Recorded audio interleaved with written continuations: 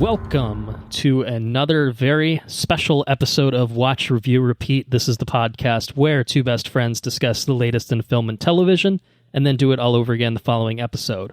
Guess what? We're not doing any of that on this episode. But my name is Colton Brown, and Andrew Meadows is still with me, and we're joined by many guests. More guests than I think this podcast may have ever had. I think this is a full. Well, we had a full house back in the day for one of the Avengers ones that we did. We did. We had a lot of people that got snapped out of existence, and that's then the one that I passed out on. We brought them back. It required a couple of recording sessions. That's a true fact. But welcome, Mrs. Meadows, Mrs. Sarah Meadows, to the podcast. It's been a while since we've had you on in any sort of actual capacity, and of course, with us is Henrique Jaime, who we have had on a lot more recently, always a pleasure having you with us. And so we're gathered here tonight to do part 2 of our special episodes, which we began when we talked about our little bachelor's weekend in Puerto Rico, and we talked about Henrique and Isleen's wedding as well. And now Mr. and Mrs. Meadows have been wed. We did technically discuss that, I believe, at the Top Gun episode. Premarital. That was a premarital, wasn't it? Premarital episode? I think it was a pre-honeymoon but post-marital episode. Okay. So yeah, but we didn't really get into the ins and the outs of the wedding itself, and so that's what we're gathered here today to talk about is the Meadows nuptials, and then you two took a honeymoon, and then Henrique and Isleen took a honeymoon, not together. Almost at the same time, though. But, very yeah, close. basically at the same time. Yeah, just like so 12 hours of time zone difference, probably. Yeah, you guys were definitely much more spread out on the globe. Which I have to call bullshit. You always find that you had the James Bond and Indiana Jones globe-trotting movies, and none of those motherfuckers. The flights. No, so far. They're always ready to go. No jet lag. Fuck those guys. It doesn't make any sense. That's part of the training to be a secret spy or secret agent. Is they teach you how to ignore jet lag or something. I don't know. Maybe I'm assuming anyway. But I'm looking forward to hearing about all of that. It will be an opportunity for me to shut the fuck up and listen at times, which will be appreciated by many, I imagine. But good news is my computer did not catch fire when we recorded our first special, and so we're going back to the old recording everyone on video trick on this episode as well. So I haven't released the video version of that first special episode, but it's in the pipeline. It's almost like double the editing, I'm sure. Yeah, kind of. We did put out the audio-only version of that, both on Patreon and on the regular feed at this point. But the video version, it's not just the video of us. It's pictures of Puerto Rico, of Henrique's wedding that are going to be added into that. So it's a whole endeavor in and of itself, on top of working a normal job, on top of recording other episodes, editing other episodes. So I'm a busy man, but I'm going on vacation soon, so that's pretty exciting. I feel like Not a honeymoon, but a vacation. I feel like you need a WR intern to do all the, I wouldn't say no to that. Subscribe and add us on that low. Patreon, and so we can support it. Send an application. Yeah, we could possibly donate a portion of the Patreon money, so you could get about $15 if you want. That's true. A month. That's not bad. $15 a month. I think that's close to minimum wage in the United States, if I'm not mistaken. So, all right. Well, this episode is not brought to you by Don Q, unfortunately, but I am sipping on an Allagash fancy Belgian-style golden ale aged for bourbon barrels. I guess I should take advantage of the whole screen recording and show that off yet again. And it's is it tasty? Pretty fucking good. Yeah, all right. It's pretty tasty. It's very tasty. But enough of me setting things up. I want to hear about Andrew and Sarah's wedding. Now, I was there and I know what happened, but I want to hear it from both of your perspective. So let's talk about it. All right. You want to go first, babe? Yeah. So we got married at a place called Cross Creek Ranch in Dover. It's a all-inclusive wedding venue. And the whole preparation process was a lot. No, actually, it was very, very simple. Anything that became a lot was things that we put on ourselves, right? Or things that Sarah put on herself, I should say. Or the both of us. Or the both of us, you know. But the nice thing about the all-inclusive nature is like there's a wedding planner or an event coordinator. I guess they're probably interchangeable, but they tell you where to go. So I think there was a design meeting. There were 2 design meetings, an initial one, and then a final design meeting, which happened like a month before the wedding. Yeah, and then there was a couple meetings in between with the flower girl, like the flower lady, the cake tasting, the food tasting. I made both the testings, the food tastings. Did you specifically like? I have to leave work early. I'm so sorry. I know this put you guys in a real bad position, but he did not make the other meetings. I did not make the flower meeting or the design meetings, just the food. Bummer. So I will ask you, busy day at work that day. How was the food and how were the desserts? It's a good question. I really enjoyed both. I didn't get to go to the ice cream bar. That's the only thing that we missed out on. But the dessert wall thing and the buffet with like the carving station and everything, very tasty. Very good. Food itself was fantastic. I can definitely vouch for that. I can also say that I missed the ice cream boat, unfortunately, so I didn't get any. I think my dad got some because he was there. My parents were there. Thanks for inviting them. Yeah. And I think that he really enjoyed himself some ice cream. He could personally verify that on a future listener's corner. Excellent. Well, those 2 meetings. It was a success. Me, I made those meetings. You got to approve it. So and then everything else they took care of. Right, we didn't have to worry about anything. So the day of the wedding, we just showed up. We showed up and party. And show up and they tell you where to go. We met with the photographer. There was a photography meeting as well. We met with the photographer. And we just got directed pretty much. And the nice thing about where we went was we've been to a couple of weddings that have been directed by wedding coordinators.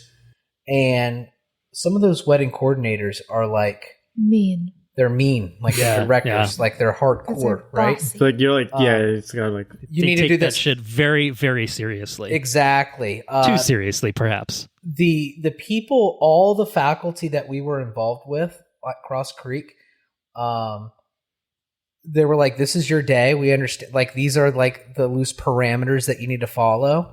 But have a good time. You're not here to like stress about where to be. You know, do this, do that. We're going to direct you, but." It was a non-stressful deal, right? Yep. Well, what was probably the bigger source of stress that day was the weather forecast. Would you agree with that statement?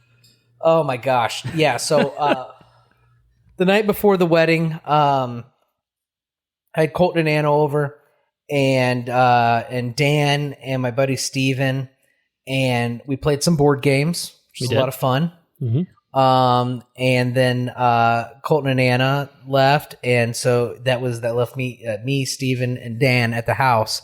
And we woke up the next day. I made some breakfast, and then I looked at the weather forecast, and it was like 100% chance of rain.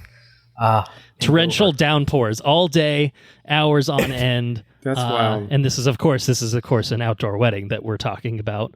Yes. And I did ask at the second wedding planning. I was like, "Hey, what's the backup? It's Florida in the summer, right? Like you gotta it have. happens. What's Plan B? We need to know Plan B. We need to prepare ourselves for Plan B." And they're like, "Listen, we have a whole thing.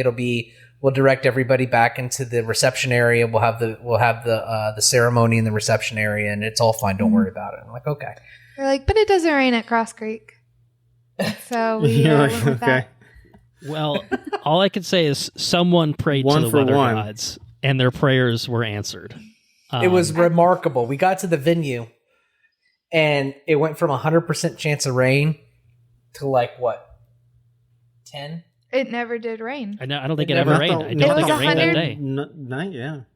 Yeah, it was 100% until 4 o'clock, and then it went down. It ended up getting down to like 50%.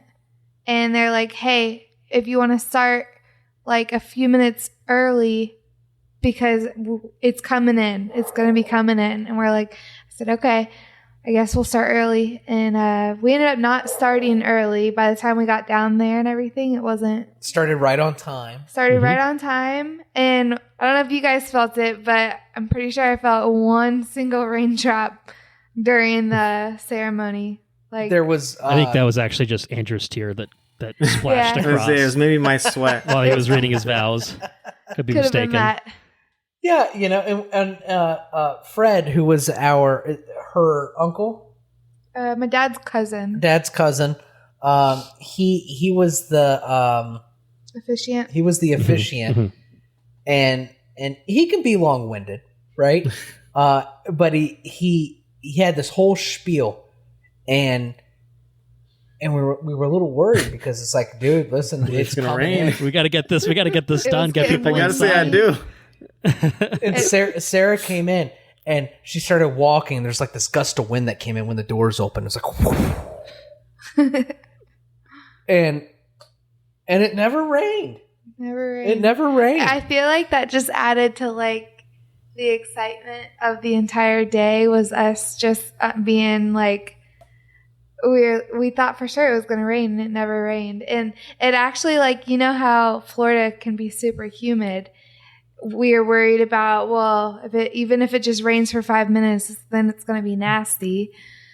Well, it ended up being like breezy and yeah, the rain just the weather just brought in a breeze. Yeah, it was so nice. Yeah. And then I managed to read my vows, which was incredible. I didn't think I was going to be able to read my vows. You were relatively composed for the reading of the vows. Composed. Yeah, I just Well, I have two notes that I want to throw out right now. First of all, you guys got married in a magical, enchanted forest, and it was incredible. Truly magical. So there's definitely some magic going on in terms of keeping the skies. It was ridiculous. It was honestly insane how well it turned out in terms of going from, oh God, I have to panic buy 4 umbrellas at Publix the day before to, I guess I need to return these things. But my second note is, Andrew, well, both of your vows were incredible. I'll say both of your vows. I was impressed with both. I thought they were very humorous, very fitting. But my thought, and this is going to sound like self-congratulatory, but I'm like, I didn't help Andrew write any of these. Like he this is independent of me, and I'm like, I'm hearing shit that sounds like I would have expected that someone helped him with this, and it's not it's not intended as an insult. Perhaps it will come across as so. No insult. No, it's good. But I don't, I've never really thought of Andrew as the most amazing writer. I think he's a George Lucas kind of guy. He's an idea man. He's got the ideas, and then sometimes it's hard to put them on paper. And 2 hours into a podcast and a few beers and a wine and a fireball, and it's a little hard to verbally express it too. Even, but he nailed it. You both nailed it. But I wasn't worried about Sarah. I wasn't worried about you at all. I was a little worried where Andrew was going to take things, and no, they were great. I was getting a little emotional myself. It was just you get swept up in it, right? Obviously you two get swept up in it. You're getting fucking married to each other. You should. That's how it's supposed to go. Otherwise, something wrong is happening, I think. But no, it was a really fantastic ceremony. I was just happy to be part of it, happy to be present for it, and very happy for both of you. So congratulations on the ceremony, on the nuptials itself. But that was just the beginning of the evening, of course. Yeah. Congrats on a beautiful wedding day. It was great to be a part of it. It was a lot of fun. And I remember I told you, Andrew, it was advice that someone gave me because you were joking, like, I don't think I'm going to cry. And like, knowing you, like that was obviously you're like, yeah, I'm going to cry. And I was like, just remember that if you cry during Studio Ghibli movies, you don't cry at your own wedding. That's a problem. There's a problem. You might be in trouble. It's true. I cried though. I cried. Many tears. I can confirm this man cried. Very I cried. Happy. Tears were had. Beautiful tears. And then we departed from the enchanted forest into the reception hall, the barn, or whatever. Does it have an official name? The carriage house stable. The carriage house. It's very stables. legit sounding. Yes. And that's where we had the dance offs. That's right. The introduction of Still a little the salty, groomsmen and the bridesmaids. We have our first place and our second place here on camera. Did second place get any awards? I can't remember. No, we're just the first and last winner Ricky takes Bobby all. situation. Nice. Well, I will say Shannon and I had an advantage as maid of honor and best man respectively. I think that might have earned some credit because Henrique brought it. I mean, Henrique wasn't my brought idea, it. but it was Listen, Becca's idea. But I was like, sure, let's do it. They One of my collectively favorite- brought it. One of my favorite memories of the whole night was because before we came to do our entrances, they had me and Andrew go to the honeymoon suite and to just like have 5 minutes to just cool off, have a little alone time, and then we came and met you guys who are all standing in line outside of the stable about to go in for your entrances. One of my favorite parts was riding on that golf cart up to it and just seeing Henrique and Becca in those You can add it for the video. Yes, Yes. definitely. The Incredible sumos. It was good. It's perfect. It was so good. And then I was able to, I don't remember whose phone it was. It was one of y'all's phones.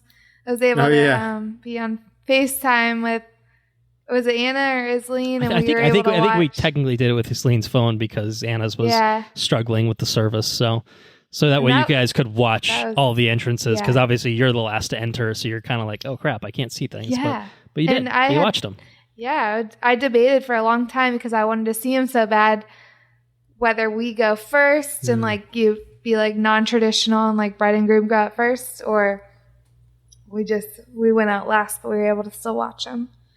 And so Enrique and Becca had the sumo outfits on The ballerina.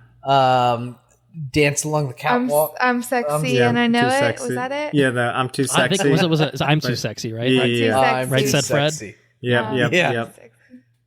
And I can't remember Colton. Vanilla ice. Ice. They got Ice, baby. That's right. I have to commend you, Colton, on being able to get iced by Shannon because every time Shannon's ever iced me with those damn Smirnoffs, I end up getting like super bloated.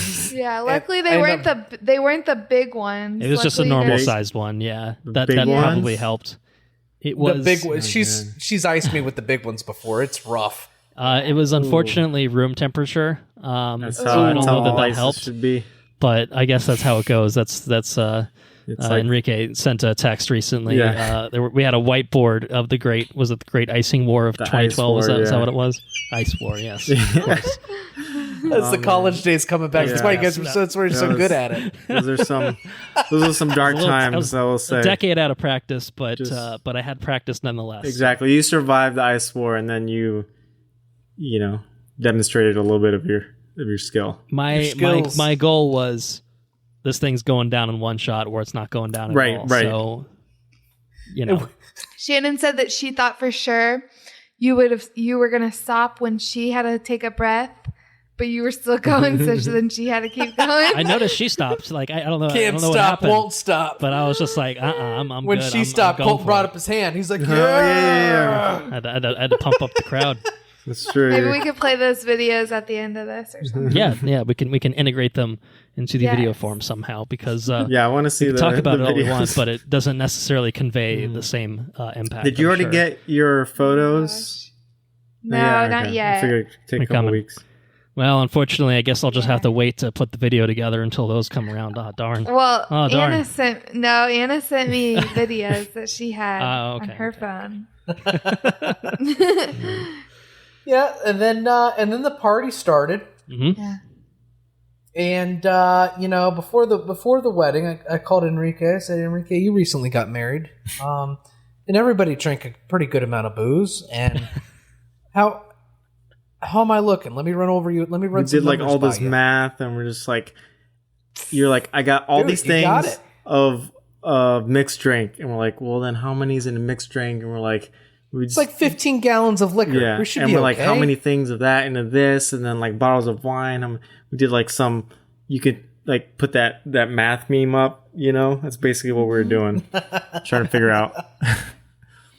And we ran out of alcohol probably. We ran out of mixed It was like certain drinks. things. Yeah, it was only certain things. Yeah. Like there was still it seemed alcohol. like. Well, Beer went the- really fast. The non-Cigar City beer seemed to go pretty quickly, I'll say. The Mick Ultra and the Yingling I think went fast, Yeah. and then no, we had a bunch of wine left over, which worked out in my favor because I'm still drinking it. There you go. Hey, Today. still good. you But know? yeah, we were able to return a lot. We had so people kept saying that the margaritas were strong, and I was like, oh, that's weird. For sure. Well, the math They were that strong. we did, Can vouch for the that. math, yeah, it was the Charlie yeah, margarita, the Charles Char was Char. one. Mm-hmm. And the math that we did, I had it to where 2 margarita mixes went into the container with 1 tequila and orange juice. Well, I had all this margarita mix left over. And so when it got mixed up, I think they only put 1 margarita mix in there, which made it a lot stronger that than would it should explain have it. been. Party was lit. Yeah, I felt like by happy hour, people were already pretty lit, and like, dang, they need to slow down. So yeah, we partied, we danced. It was a good time. Tell you what, they don't lie when they say it goes by so fast. It does go by so fast. It was very quick. I didn't even want to go pee the whole night because that was going to be like a 10-minute process Yeah. with my dress, and I didn't want to miss out. And it's Right. real crazy, right? Because your wedding is like I guess unless you invite like everybody that happens to know your name, like some enormous wedding. But like with like our wedding, everybody that was invited was everybody that we would sit down and talk to for, hours on end, right? And then so like when you're going around, what's it called? Table touching? Yeah. When you go around, you table touch all the tables.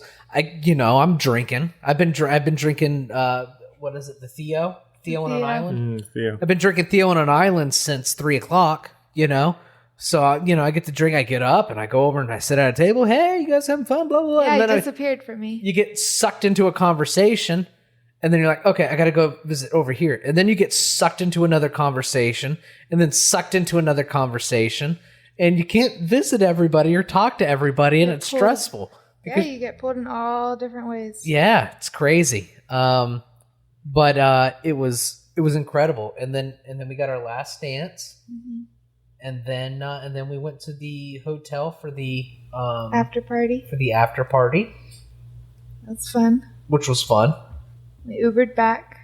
We Ubered back. I almost threw up in the Uber. Sarah almost threw up in the Uber. And we went to the honeymoon suite. Too many And Charlies. Too many Charlies.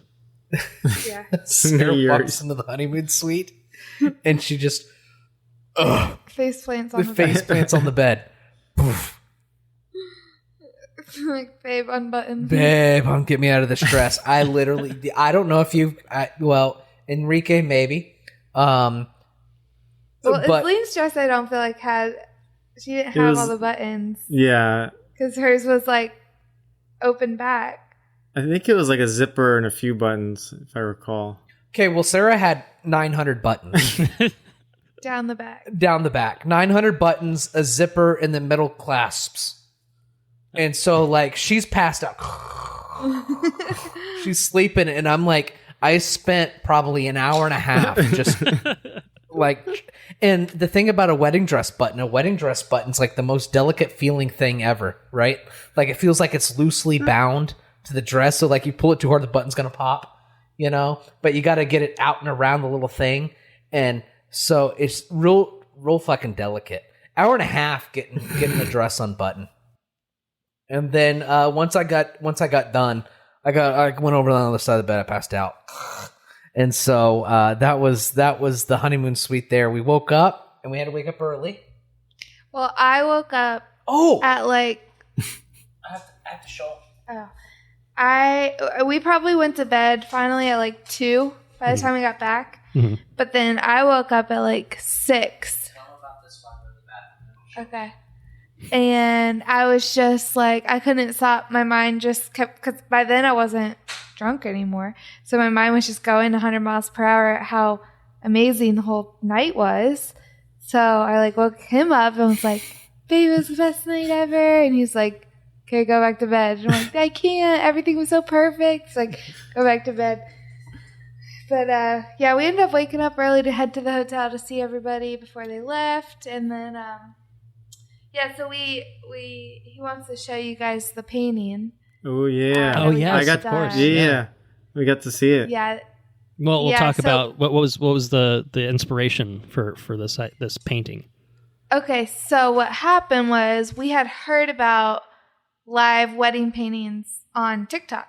Mm-hmm. And I looked into it. It ended up being like $2,500 for somebody to capture an image that you want painted at your wedding and then paint it during your reception. I was like, oh, that's way too much. It was like a month before the wedding. And so we're like, nah, never mind.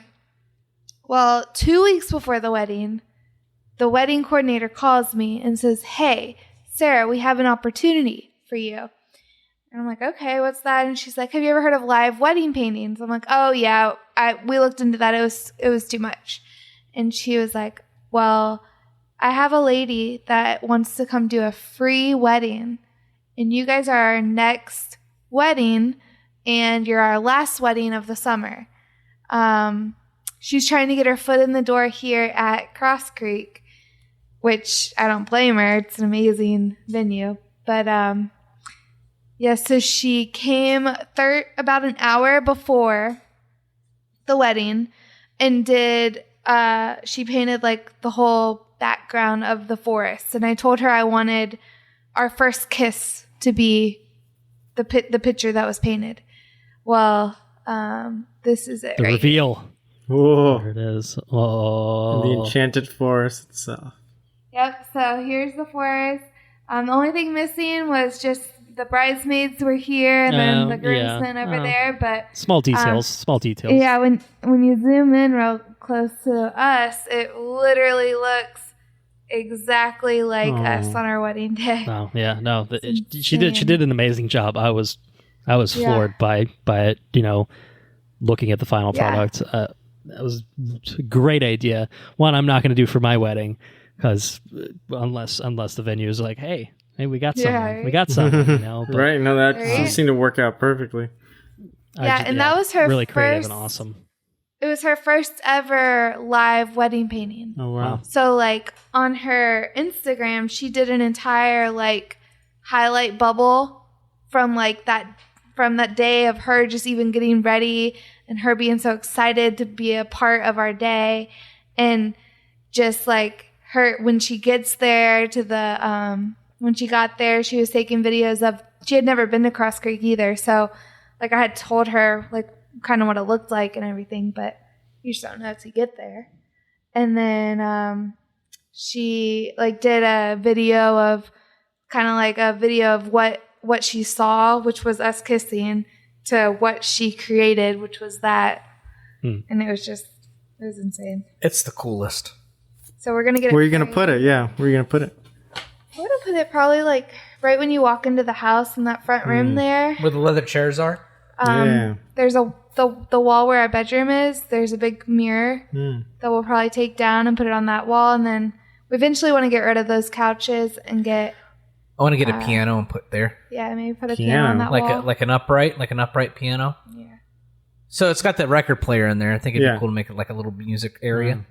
Anybody play I've piano? wanted a piano for a little while, but Does anybody I play took piano lessons for like 9 months. Get back into it. I can get back into it. I can play Mary Had a Little Lamb. I can play Requiem for a Dream. Huh? At least the first half, the first little bit. But yeah, man, we got a freaking painting, and it's great. And then we a week later we left for the honeymoon. Yeah, that's right. That's right. You guys left around the same time. Do we want to? Should we just go Yeah, we're straight going into to transition Andrew and over to Sarah's, or- Enrique. Hard Okay, sure. transition. You guys need a break from talking. I Sure, sure. think Yeah. we can let Enrique take the floor. Yeah, it was pretty much around the same time. Obviously, we got married before, but Right, I you was waited. finishing up residency and everything. It's like we can just take a longer vacation. So we left. I want to say That wait was difficult, wasn't it? That wait. Yeah, before it's you just go to- like I had to go wait back a to week. work. It was You're unbearable. just like, you're like, why am I still here? Both in terms of finishing and in terms of honeymooning. But I want to say we left July 8th and we just got back 2 days ago. We went to Italy. It was our first time there. I will say from the East Coast, it's really not that bad. You know, especially where Cold and I are, it's probably even a little bit quicker than from Florida. You might have to do like 1 or 2 connections, but we just took probably the quickest plane ride of my life to Newark, from Philadelphia to Newark. It was like 30 minutes. Like, I think it was literally less than 30 minutes in the air. Like you went up, it was like 20 minutes in the air and you landed back down. I was like, this is silly. But then from Newark, Where'd you land? Newark, Delaware, Newark, Jersey, sorry. Jersey, right? Right next to New York, basically. It's like the greater New York area. But then that took us to Napoli, and How long of a flight was that? that was like 8 and change. So like a decent That's chunk. a Big decent boy haul, flight, right? right Yeah. there. Yeah. Big boy Yeah. flight. It was with United, and actually it was a good experience. Bags got there, everything was okay. Did you have a little video Plenty of screen leg room, or was in front it of was you? it tight? I think I've just been flying Frontier a lot, so it just seemed a lot bigger.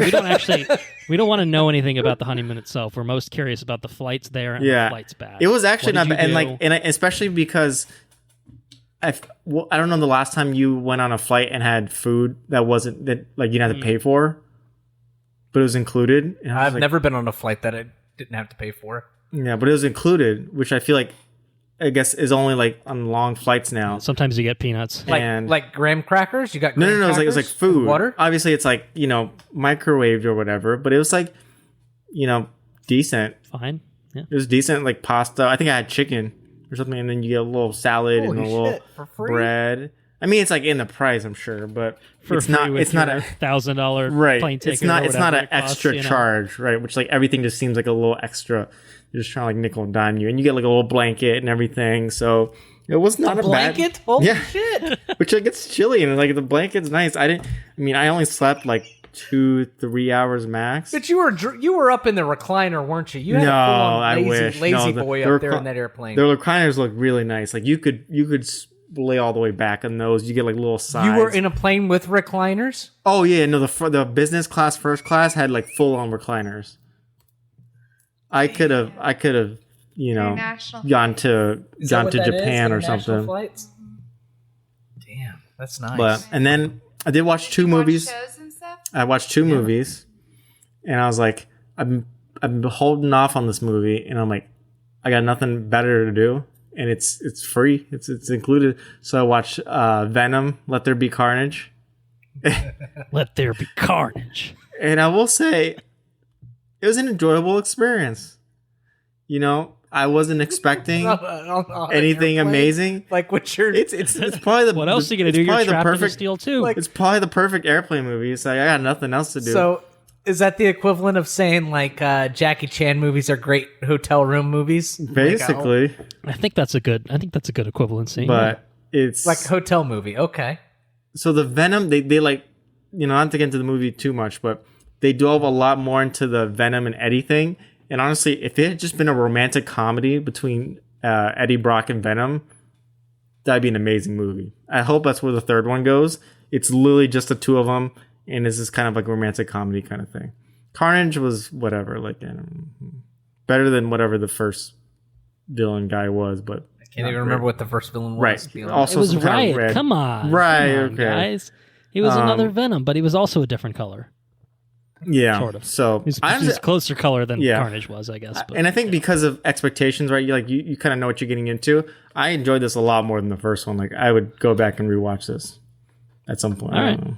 So All right. yeah. Can't wait till I fly again. That's Right, that's exactly. I'll When watch it. you're on a plane and you see Venom I to be swear. Carnage, I say you put that on. I watched Resident Evil on the plane down in Florida to Andrew's wedding Oh. and back, and I strongly contemplated watching Venom, and I didn't have time for both. But Venom would have been next up as my plane movie, but I wouldn't have been able to finish it, and then I would have had to find another way to watch it. And I'm like, no, and then you're I like, can't and they have to do that. rent it. Come on, I'm not doing that. No. I watched the Lost City too. That's the Sandra Bullock, Channing Tatum one. That was fun. Nothing spectacular. It was kind of like a fun, another great, 2 hours on the Brad plane. Pitt in it, yeah. Yeah, Brad Pitt. Brad Pitt's pretty great. Channing's Daniel Radcliffe's in it too. He's the villain character. Mm-hmm. So yeah, it was pretty fun. But I said we weren't going to talk about film and TV on this episode, but I guess I was wrong. But now those are my catching up / recommendations. But then you went to Italy, is what you're saying. Then we went to Italy. So we got to Naples. Oh, okay. All right. And the way like it made sense to fly in, we got to Naples and then we pretty much booked a train to go to Rome. So like Italian geography, it's like the little boot. Naples is on that west coast facing the Mediterranean, kind of south. Rome is north of that. So we took a train up to Rome and we spent How was that train ride? Oh, train was great. No bag stolen, no nothing like Yeah, no bags stolen. This was obvious. This was a different kind of train. This is like this wasn't like an overnight train or anything. It's like it was 2 hours, maybe, if not less. It's probably like an hour, honestly. So for the uninitiated, Colton and Henrique and was it Ben? No, it was just Ben the two didn't of us. make it. No. Okay, two so of it was Colton and Henrique and the guys from Louisiana. Perfect nines or Perfect they're 10. perfect Tens. tens. That was They're a perfect that was a whole separate thing. yeah. Anyways, Colton and Henrique took a Euro trip when they what was it? Graduated high school or was it? Finished college? College, Finished yeah. college. Yep. And they took a train ride from Paris to Munich. I think it was that believe one. that's right. Yeah, we took a couple 'cause trains, but I think it was that I think one. we flew from London to Paris, and I think we took the train Yeah. Paris to Munich. Yeah. Yeah, and all their shit got stolen on the train. Not all of it. Just It was some. it was really only cold stuff. I think it was one of my bags, which was holding, I believe, my iPad and Kindle and probably like a camera maybe or something like that. Right, Or it was like camera disappeared electronics and and luggage stuff. somewhere. But I lost all my valuable shit. Right. They left Can you the imagine how clothes, fucked it would be fortunately. though if they got our like the passports? Yeah, no, I had money, I had passports, I had Right. clothes, so I had everything to function. It was just like I was like, God damn it! I'm reading Sherlock Holmes. Those motherfuckers! I won't know what yeah. happened now. I don't think I ever went back. I don't think I ever finished it. I did, or no? Yeah, I think I just finished The Hobbit, and I was excited about finishing The Hobbit. And I'm like, I'm reading. Like this is unusual for me. I'm like really into reading right now. Started Sherlock Holmes, and I don't know what happened. I honestly don't know they what happened. ended your streak. Bastards. Yeah. Anyways, that was a segue there, Yeah. but not to get No. into the weeds. So, The short so anyway, yeah. So nothing this got was this stolen was this a time. this was within Italy, so much shorter train. Yeah. But it's kind of like riding Amtrak. Trains are just generally pretty comfortable, pretty nice. And went to Rome. Rome was a great place. So it was both our first times in Italy and in Rome. So we did a lot of the touristy stuff. Went to the Colosseum. We had some tickets booked for like a self-guided tour, but then we got there like literally 5 minutes late, and the tour had already taken off. And we're like, oh shit! And then we like walked around. I was like, I really want to go inside the Colosseum. Blah, blah. And there's a bunch of like people kind of like scalping basically. And we're like, you know what? Let's just go talk to some of these people and like do a tour with them. And it was totally worth it because it was like 40 euros a piece, and they got us inside the Colosseum. They had a guide, and then we got inside the Palatine Hill, and just really cool seeing, things that are just what's the thousands of Palatine years. Hill? Tell me about it. It's so like we got there, and then there's also the Forum, so you could basically see where like the ancient part of Rome was, because like there are you look out further, and it's like the more modern-ish buildings are sure like still hundreds of years old, but you see just like all the structures that were created, like things that are like partially still standing, other ones that are like fully there, and it's just That shit's like that's like right. It's like 1,000 it's years like old. just stepping into a time machine kind of thing. It's like wild. I think so. One of my favorite things. I think as soon as we got to Rome, I was just like, these trees are just different. They're like the coolest trees. They remind me. They remind me of the Star Wars prequels. Like I felt like I walked into like Naboo or something. And Naboo is literally filmed in Italy, so Right. I think that that's would more make like sense. northern Italy, but it was like It's but it's like it's that not Rome, but it's right. but it's But it's Italy. like that vibe, and like I was just like, I feel like I'm walking in Naboo or something. Like this is crazy. It's like these pine trees, and they're really tall. They're like I don't know, like 30 feet high at least, like very tall trees, and they do like seem like they kind of prune it and trim it a little bit, but then there's just pine needles on the top, and it's just this tall tree with like the leaves up top, and I was just like, these trees are so cool. That was one of my favorite things. Why is that funny, Sarah? Tell them why it's funny. Oh, it's cool. Okay. Did you observe some trees on your honeymoon as well? Dude, Oh, all I there's could probably say, some I cool was taking trees. pictures of all the fucking There's trees. probably some cool It says, trees. don't get in them Alaska. started. Don't get them started on the fucking trees.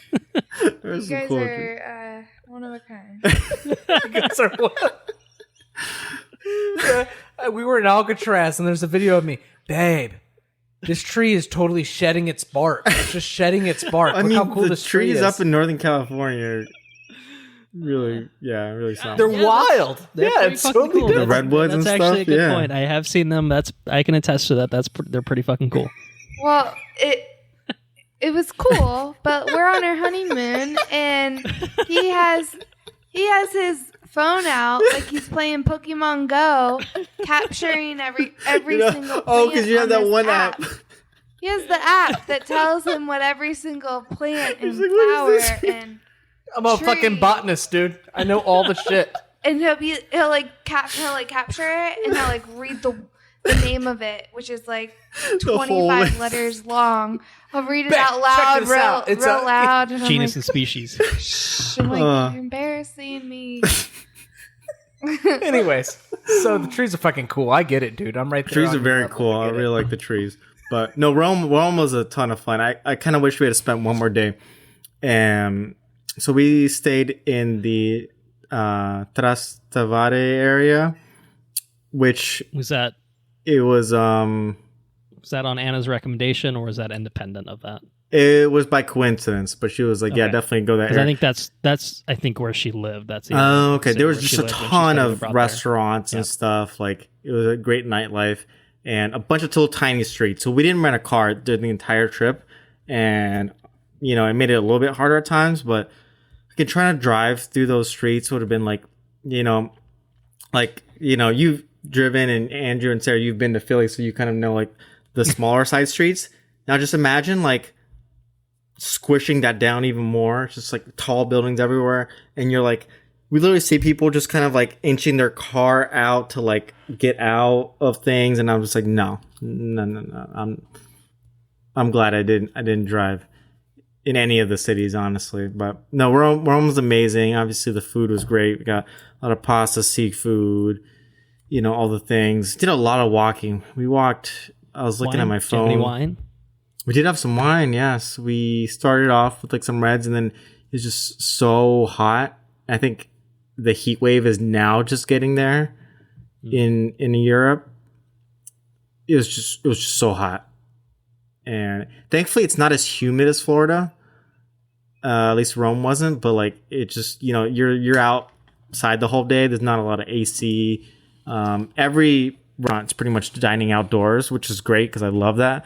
But it kind of, does heat up, and you kind of start to feel, the heat after a little bit. But wine was great. But we had a lot of Cheese. Did you eat some cheese? Well, we got some cheese. We got some formaggio. We had cheese like separate. We How had do you say it? formaggio. Formaggio. Yeah, don't worry about pronunciation. Literally, when I couldn't think of something, I would just like try to think of what it was in Spanish and then just like try to. I don't speak Italian. Like I said, second best. Third best. That's right. But the official drink, and I was gonna make one, but we're gonna save them for the weekend because it's, just the way you basically Prosecco bottles, like you can't like really see them once you open them, kind of thing. But the Aperol Spritz was definitely the official drink of this trip. And it's really just Prosecco, Aperol, and like a little club soda and a orange wedge. Very tasty, great summer drink. Yeah, that sounds freaking good. Great summer drink. We tried the Campari Spritz. That was the dark and stormy equivalent. That for you. was, yeah. Was the Campari Spritz was a little more bitter, more like strong. So, yeah, the Aperol Spritz, definitely, if you go to Italy, that's what you're going to get. Okay. Yeah. After Rome, we went to the Amalfi Coast. Very picturesque. Where's that at in the boot? So we took a train down to Salerno, and then we took a taxi kind of thing to Amalfi. And where are you staying at up on your trip? Are you staying at hotels or hostels? So we stayed at hotels. The first hotel in Rome was gorgeous. It was kind of like a bed and breakfast kind of thing. They had a little courtyard which is all orange trees giving you shade. They had breakfast every morning, and the server there had some like great cappuccino latte art skills. He's like writing stuff in your coffee. He's like drawing little pictures of people. Like, it's gorgeous. Like, I'll send you some pictures. It was really amazing. He's drawing trees.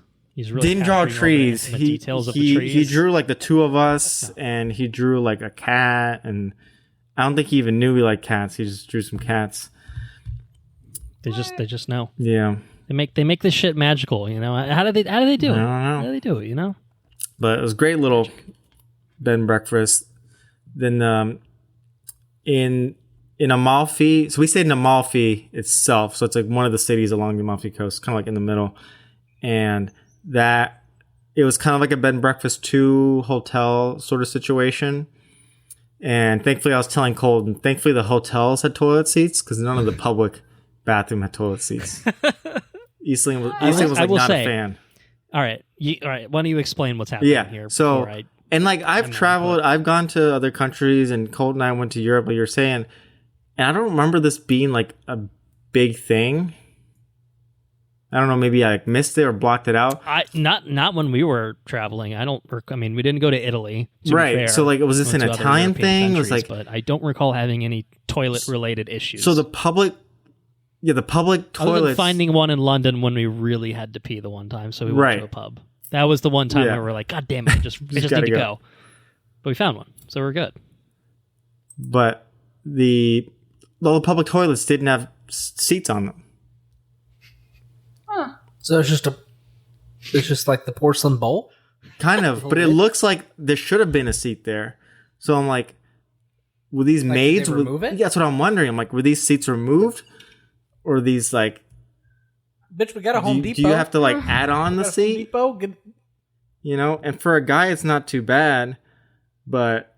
Unless you got to poop. Right. That's why you save why you save it for the hotel. You hold it. You hold it at that point. You're like, I'm not doing this. But... So what if you're a woman and you got to sit on the toilet? Easton said she just had to squat. Gotta squat. You hover. Gotta squat. Yeah, you got to squat it. Everywhere you went, it was like that? I think every public toilet didn't have a seat. The more you're drinking, the harder that is to do. Oh, God. Right? Just take a dip in the... Bloop. Anyway. Well, I asked Anna about this, and she's like, I did not experience that at all when she lived a new there thing? in Rome. And is this a reflection of I think her secret was first of all, obviously hold it until you get home, and then you're good. But if you can't, then go to McDonald's. If there's a McDonald's in the area, then it's gonna be an oasis. Ooh, what a travesty! There's McDonald's over in Italy. Oh yeah, McDonald's everywhere. I'm sure they're all over the place. Yeah, so we debated going to one. The McDonald's, the McDonald's toilets are like the gold standard, I guess, for toilets. So just like McDonald's golden in the toilets. States. That'd been a good tip. But so aside from the toilet situation, everything else is pretty good. The Amalfi Coast, I will say, it was very hard to get around. So it's like on these cliffs and next to the water. So most of the roads are like one way, like maybe two ways. But like if you're getting two cars at the same time, like you're like coming real close. So it's just. Are they designated one ways, or they're not designated? Sometimes if you have it, you go. Sometimes it's designated. Other times, like a car's parked on the side, so then you gotta like squeeze around that car, and then there's another car coming, and then there's like Vespas going around, and then there's pedestrians, and then there's a biker, and it's just like. So it's electric scooter area. It's a prime. Oh yeah, no, there are a lot of Vespas. You could see why Luca and Bruno Vespa wanted a Vespa or electric scooter. There's a slight difference there. the Amalfi Coast didn't have any electric scooters. That was Rome and Naples. But you saying, but it could have been a prime area, except for when you vault off the cliff into the water and die. That would be bad. I mean, you might hit the water, you might survive, but I wouldn't advise it. Surface pressure, we'll see. I wouldn't advise it. Depends on how high up you are, probably. And it gets pretty high. Prime Vespa area. You got a little more weight to it. You're not likely to crash into poles or anything like that. Yeah. You're good. But everywhere was very picturesque. Like you could.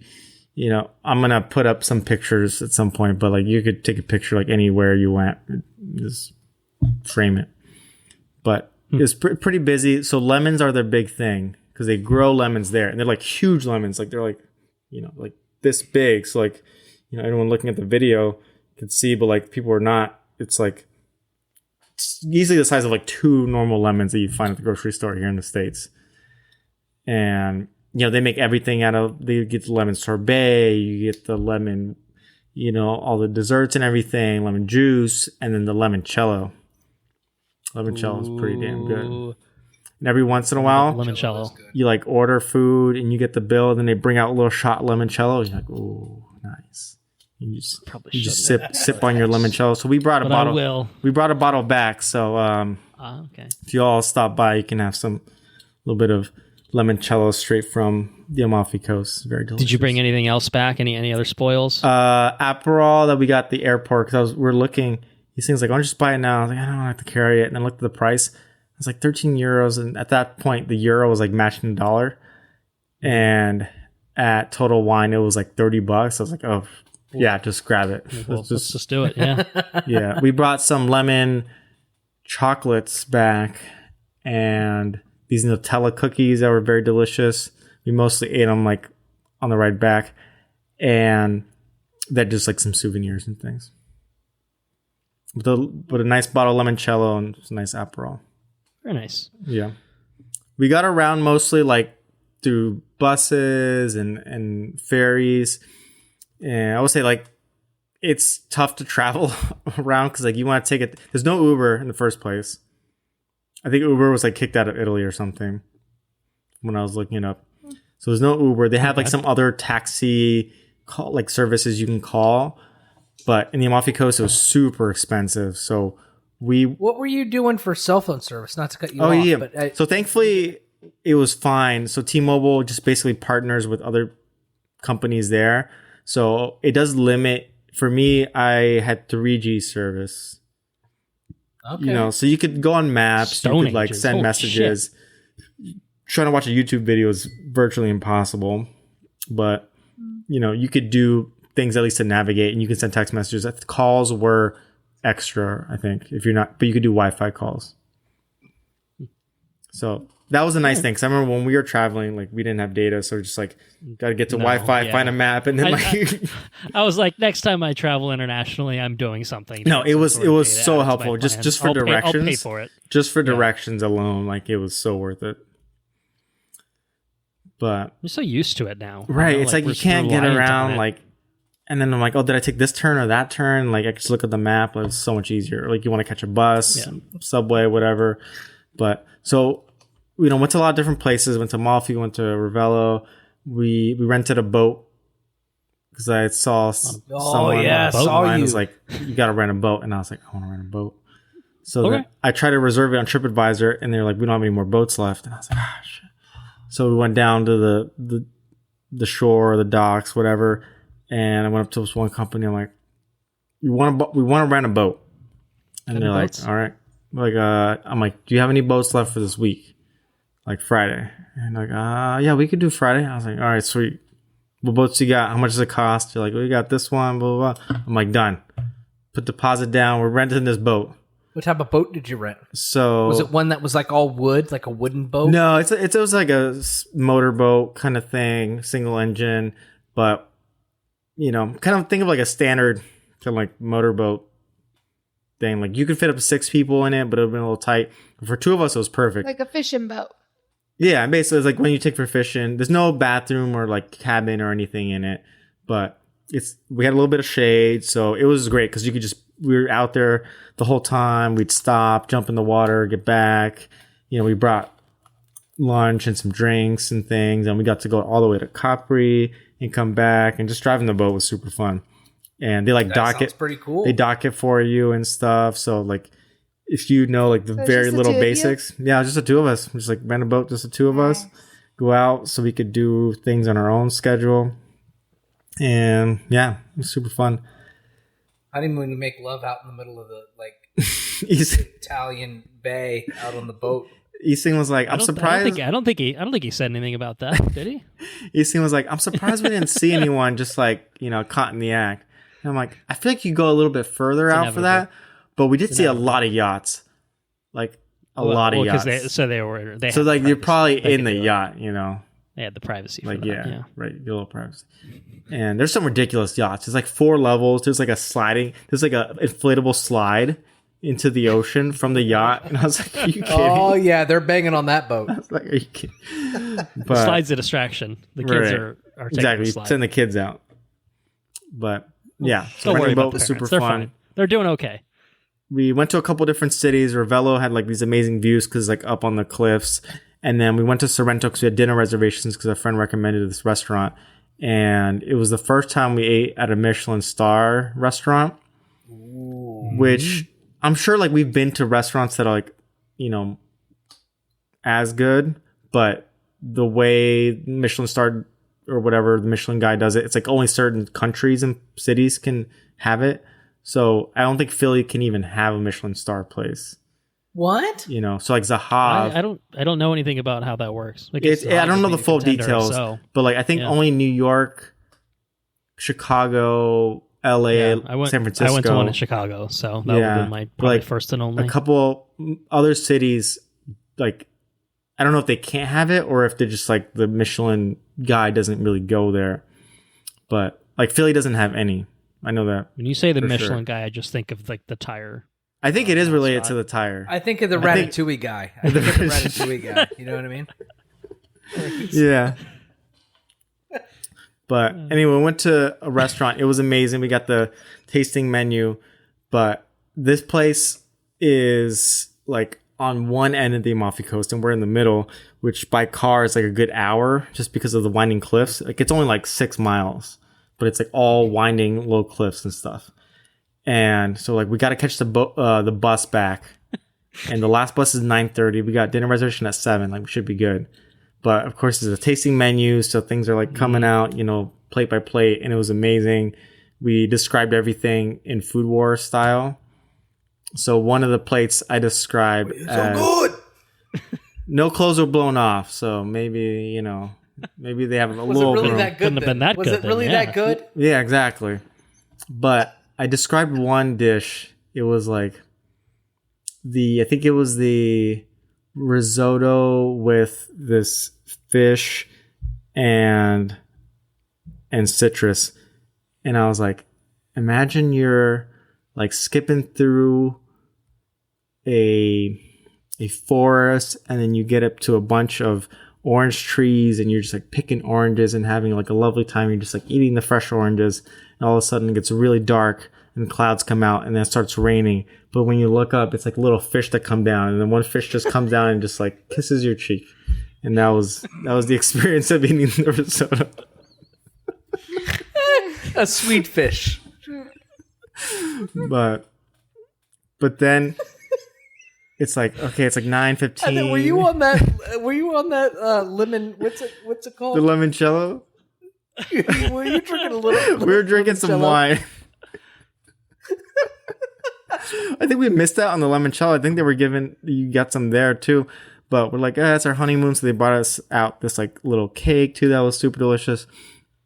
but then we are like rushing to get back. It's like, oh, we got like a good 5 minutes till the bus is there. We get there right at 9:30. The bus has just left. I'm like, Shit. No, I'm like, it's the last dude. one. I'm like, You got to Tobey Maguire it. You got to run along and like, try to catch on. could have potentially, but we're just like, so like, that's it. The We bus. got to get a taxi. So we get a taxi, and it's like super expensive taxi, which we knew was going to be crazy expensive. It was like, it's either that or get our hotel, but we already paid for the hotel at the other city. So like, Yeah. we're It's gonna be cheaper get a for different the hotel. taxi, I And this is assume. the day before the boat. So like, we still have to get back for the boat anyway.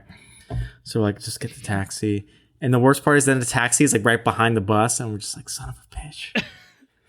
Oh my god. Oh, you should have had the taxi. All right, I need you to speed up a The little. taxi bit. We'll pay you the extra taxi euro. did pass the bus eventually. So that Overtake it and then let us out. oh no, and then we the can hop taxi on the bus. did pass the bus at least. So we got All right. back before the bus would have gotten us back. So that was Okay. All right. That's at least something. right. Yeah. But so we would have Did you planned. hail a taxi like, a taxi? No, there were just a bunch of them there. We're just like, hey, will you drive all the way to Amalfi? And the guy's like, I'll do it, but it'll cost you. And I was like, Is that what he said? What a guy. Basically. That guy's straight up fucking mafia. I'll do it, but it costs you. Well, how did you guys navigate the language? The whole trip Most was there an people Italian spoke- expert? most people spoke Or is it English. English No, friendly? we're not Okay. That Italian helps. experts. It I usually did, helps. I did do some Duolingo, and I purchased this easy Italian phrase book. But for the most part, I was just like, trying to see if you spoke English, like parli inglesi, and then go from there. But very, very tourist friendly everywhere we went, so that wasn't an issue. Okay, that's good. That helps Yeah. definitely.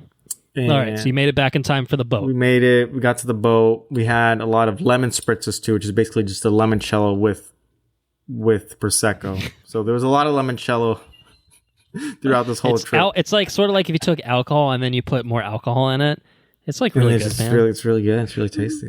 I can get into that. And It's like and then Andrew Long Island iced tea. our last stop was Naples, which was cool because it's like a city, but there's like some castles and stuff. And I had known a little bit about like they had a connection to Maradona, the soccer player, the Argentine soccer player. So, but then I was like, I don't know the full story. So he played there for like 5-6 years or something. They won like 2 championships. It was like their only 2 championships in the whole history. And I watched a little documentary about how he is like the Pope of that city. And I don't know if it's because he recently died, like within the last year or two, but there was just his merch everywhere. Like you walking around every corner, there's like Maradona merch. And so this is a guy who's not even from Italy. He's from Argentina, but he played in Italy for like a couple of years. And he's like a god there in Naples. But Like Stamkos or Brady. kind of, yeah, but it's like Tampa at this point, yeah. Next level. it's kind of like the Brady. Like if Brady just went in, but it's like if the Bucks had never won. It's like the Bucks like had never won before Kind Brady. of, yeah, pretty much. Pretty Um, much. and then like It sucks. and then he went and like get him 2 championships, and like that was the big thing. And but we used the location to do a couple of things. So we took a pizza making class, and the instructor was super Did you cool. learn anything? Oh yeah, like learn all these. So I knew like the ingredients because I'd made pizza from scratch before. Throw it up in the air. So no, we didn't throw it up. He taught us like the Naples approach, the Neapolitan approach. It's a lot of like using your hands like this, and like you do this one thing where you like make a little mushroom, and then you just like plop it out, and it makes this perfect little round ball. And then the pizzas turned out great. It was fantastic. I would say like very Yeah. delicious. Have you retained Like, those skills? The dough, you make the ball, right? And then you like go like that. When we watched Undercover Boss, Marco's Pizza Edition, they did Ooh. that. And the guy just kept ratting on Domino's. He's like, and guys, if you don't use fresh ingredients, you're just gonna get Domino's pizza. And he's like, it doesn't matter if you're very skilled, don't use good ingredients, no good products, you get Domino's pizza. Domino's. I mean, Domino's guys- is an easy punching These Italian bag, guys are raw, aren't they? Yeah. but I'll do it. I mean- I'll do it, but it'll cost you.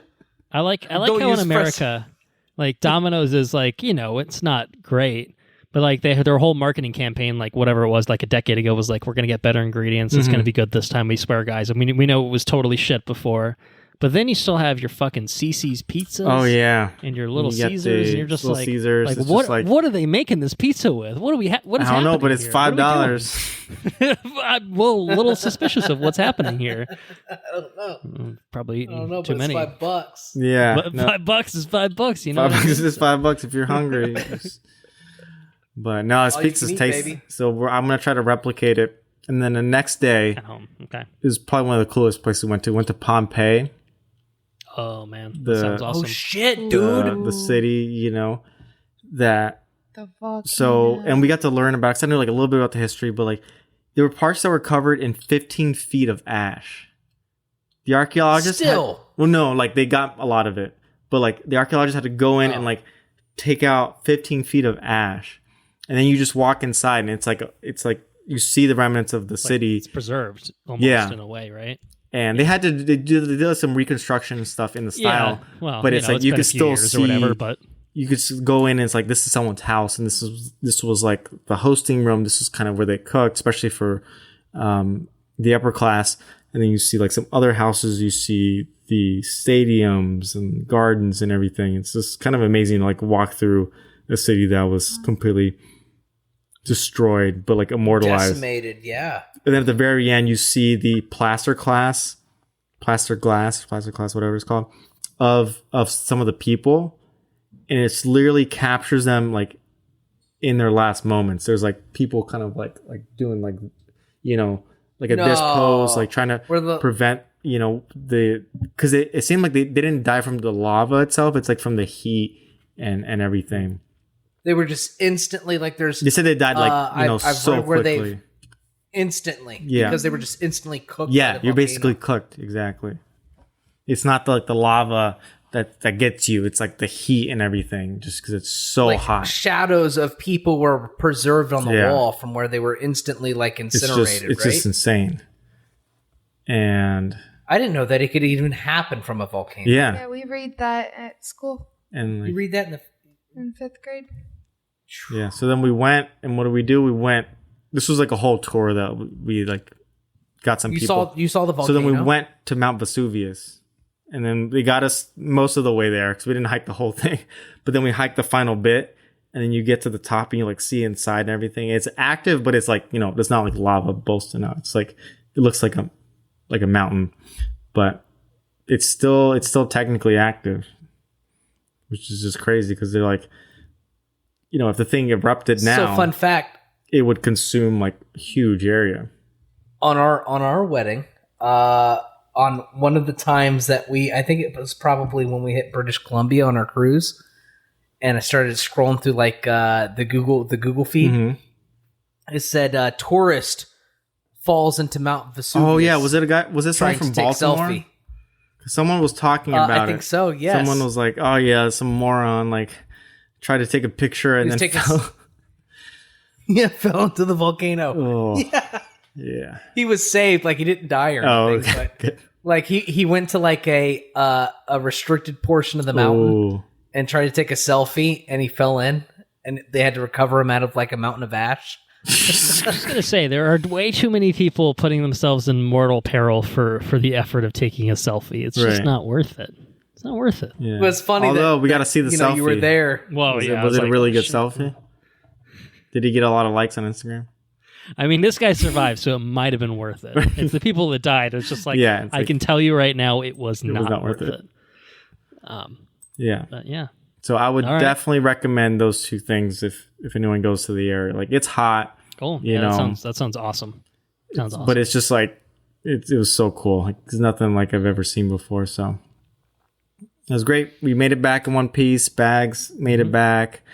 Watched and Venom. Let There Be Carnage again. It on the way was back. so no, because it was United. We booked it through United, but it was through Lufthansa. So Ooh, that sounds like a fucking fancy airplane. What was that like?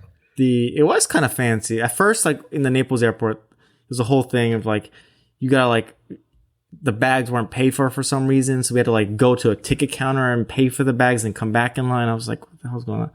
But then once we got into the like on the plane and everything, it was fine. and it was during the day. And, not only was the food included, they had alcoholic beverages included. So that was No pretty way. cool. So we got like Open sparkling bar. Put wine. me on this airplane. It was Put me on this airplane we just got like right some now. sparkling wine. It was a nice, generous little pour, and I was like, oh, very nice. They had a different movie selection though. So did you watch anything? So I watched. What was the first one I watched? I watched Hustle on my iPad, the Netflix one. So that was very good. It was so Philly. Strippers, right? No, that's Hustlers. Hustlers. Hustle is the new. That's a J-Lo one, or the J. The newly married, J and by the way. Jafflack. I don't know what she calls herself. Oh yeah, Jaffleck's Jaffleck. a thing now, isn't it? Uh, No Anna de Armas anymore. Now it's all J Lo. Benlo. I got nothing. There's something for But him. no, I'm this sure. is the Adam Sandler one. This is Hustle. Oh, it's This the, is the it's basketball the Philly NBA one. right? Yeah, it's so Yeah. Philly. Like there's everybody in Philly's in it. Like literally half the Iron's Sixers pretty good. team is in it. It was pretty good. Nice. I actually really liked it, and it's fictitious, but it has real players and people in it. So Did the if you like- Sixers win the NBA Finals in it? it Not didn't spoil cover that. But I'm just gonna say, It- okay. I was gonna say if they do, then that's definitely. This is definitely not fictitious. true. Yeah, it was before James Harden time, but like Embiid, Harris is Okay. there, Maxey, and then like On other the team that they NBA players are subsequently there. traded away. Yeah, it was a little bit before. Yeah, a few people who Yeah. are no longer on the Sixers, but you see them like wearing like Federal Donuts, like merch and stuff. It's just Yeah, I feel very like- Philly. Like Tierra Yeah. Whack is in it, just like a Oh. lot of Philly Oh, people nice. and stuff. That's cool. So I do want to watch that. I do recommend it. Yeah. Okay. And then I watched Frida, the Frida Kahlo movie. Is that the Salma Hayek one? Yeah, the Salma Hayek one. I'd never seen it. Okay. It's pretty good. It was like, I looked it up, and I guess one of his parents is Spanish, but it was still just kind of weird. With so Salma Hayek's the main character, and then Okay. Alfred Molina plays her husband. Okay. And it's a little weird. This is one of the things that like I feel like movies used to do more often back in the day. Of like you're in a different country, but you're still speaking English, so it's just like kind of a little Yeah, weird. okay. Like it's not like they're still it's still the actors talking, but it's like in Mexico and they're talking in English to each other, so it's just kind of a little weird. But Right. Like we can. Yeah. I don't. yeah, It's, it was pretty good. I think it's one of those things. Like you make a Hollywood movie, you can either film it Right. in English and just make it work for whatever it is, or Yeah. you can, risk business and film it in Yeah. Spanish. I don't know. So I think you could definitely make another one today, but I think Salma Hayek was really great. Like she definitely has that look. She gets the unibrow and she's got the brow. She got everything. the brow. She grew it herself, I think. And- I don't Oh. know. Probably not, but probably had some prosthetics. Yeah. Yes, but But no, very good because like I knew some things about Frida Kahlo, but I didn't know all the things that were in the movie for sure. I didn't know that she slept with the Russian philosopher Trotsky. It's just like very Okay. interesting. Little scandalous. Maybe not. little romance. Maybe it was fine. I don't know. but no, it's pretty But good. interesting nonetheless. Yeah. All right. Cool. So made it back. Still a Made it little, back. still a little jet lagged. Old Just jet from the lag. time zone difference, but I'm not What's I'm the not working. difference? They're 6 hours ahead. So right now it would be like 3:30. They're going back in time. He had to go back. Right. Yeah, so you went back in time initially and then forward. We went back or we went forward and then Forward in back. time, then back. Right. Yeah. I'm back. Kind of the reverse. We need to go back. Verse jet lag from to each the other. future. Inverse jet lag. Yeah. All right. Well, Yeah. any other final thoughts on the honeymoon experience? Obviously, you're representing things solo here. I assume Mm-hmm. Right, you had no. a nice time as well. I would Isleen hope. enjoyed it. I think she was glad to be back, both in terms of toilets and the cats. The cats were Cats got to take up care of to the cats. Oh man, they're up to Shenanigans. they're shenanigans. We see them on the camera. Literally had to do like an emergency call to the neighbor. I'm like, the cats are in the chocolate. Can you Could be worse. Like, Could I have literally dog am adventure. watching them That would on be the worse. camera. I'm just like, Evie's getting into the chocolates. So I called someone, or I think I just texted him, and he was able to come in and take care of the cats and stuff because the sitter had already come by. And yeah, Evie was a little more misbehaving than normal. Yeah, this one too. Oh, Theodore Theo, was what'd you a- do? When he goes to Grandma and Grandpa's, he acts like he's on vacation. party He's time. like, it was He was on vacation. vacation. He's like, He says, yeah, I'm not he's like, home. Mom and Dad are on vacation. I'm gonna Yeah. party it up. Does he have a few Yeah. too many I don't know accidents? if you can see this picture my mom sent me. Uh-oh. One point. What? What's on Theo's face? What's going on here? A bunch of mud. Mud. Oh, Okay, I was like, what's alright. going on Yeah. here? Bunch of mud he got into. No. Mm-hmm. All the cats were grumpy when we got home too. No. Yeah, no. It was. I'm like All right. anxious about leaving again just because of the cats, really. But Well, presumably you'll be home for a little while at this Yeah. point, so so. you should be okay But for they a bit. probably think that you're leaving them forever. Oh again yeah, no, whenever you they leave. They got traumatized. freaked yeah. out. Yeah. But I don't have to work for a while, so I'll be home for a little bit. I've been chilling at home. Very nice, very nice. All right, well, I was very happy to hear about one honeymoon, but we have two to talk about on this special episode. So why don't we kick things back over to Andrew and Sarah? You guys took a very, very different honeymoon, and I want to hear all about it. Sure. You gonna kick it off, Tish? Sure. So it started off with a 5-hour plane ride to San Francisco, Okay. California. Anyone want to catch us up on what you guys And- watched while we're on the subject? Yeah. What'd you have on the plane? Well, we did what? What'd you watch? Oh, Watched? the plane. Or slept? I What have you did. recently gotten into, and Andrew has too, Oh, a show called The Home Edit. Okay. The ultimate organizing show. Oh, don't get me started. But it's like, oh my gosh, have you watched it? No, I'm just saying, like, if Did you guys if you get see me his- if you get me on that might be bad news. And you know what, Enrique, I thought about you because you are organized. You know what I- like your You know what I closet. did yesterday? We That's true. I woke up What'd at you do? 4 because you home edit? I couldn't sleep anymore. So then I just cleaned the kitchen and then like organized stuff at like 4 a.m. yes, that guy. I love organizing. And These things like, what the hell are you doing? I noticed, That's what I would say. and I noticed your closet when we were at your house, Enrique. I was impressed by your closet.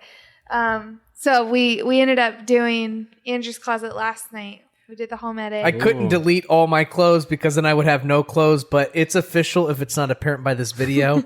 I have joined the XL club. Large is no longer It's not sufficing. acceptable for me. Okay. No, it's too constricting. So I've joined the XL club. So we've just picked up a lot of tips and tricks from the home edit. So you need to start it. It's on Netflix. There's 2 seasons, about 8 or 10 episodes each. And basically it's these 2 ladies, Clea and Joanna.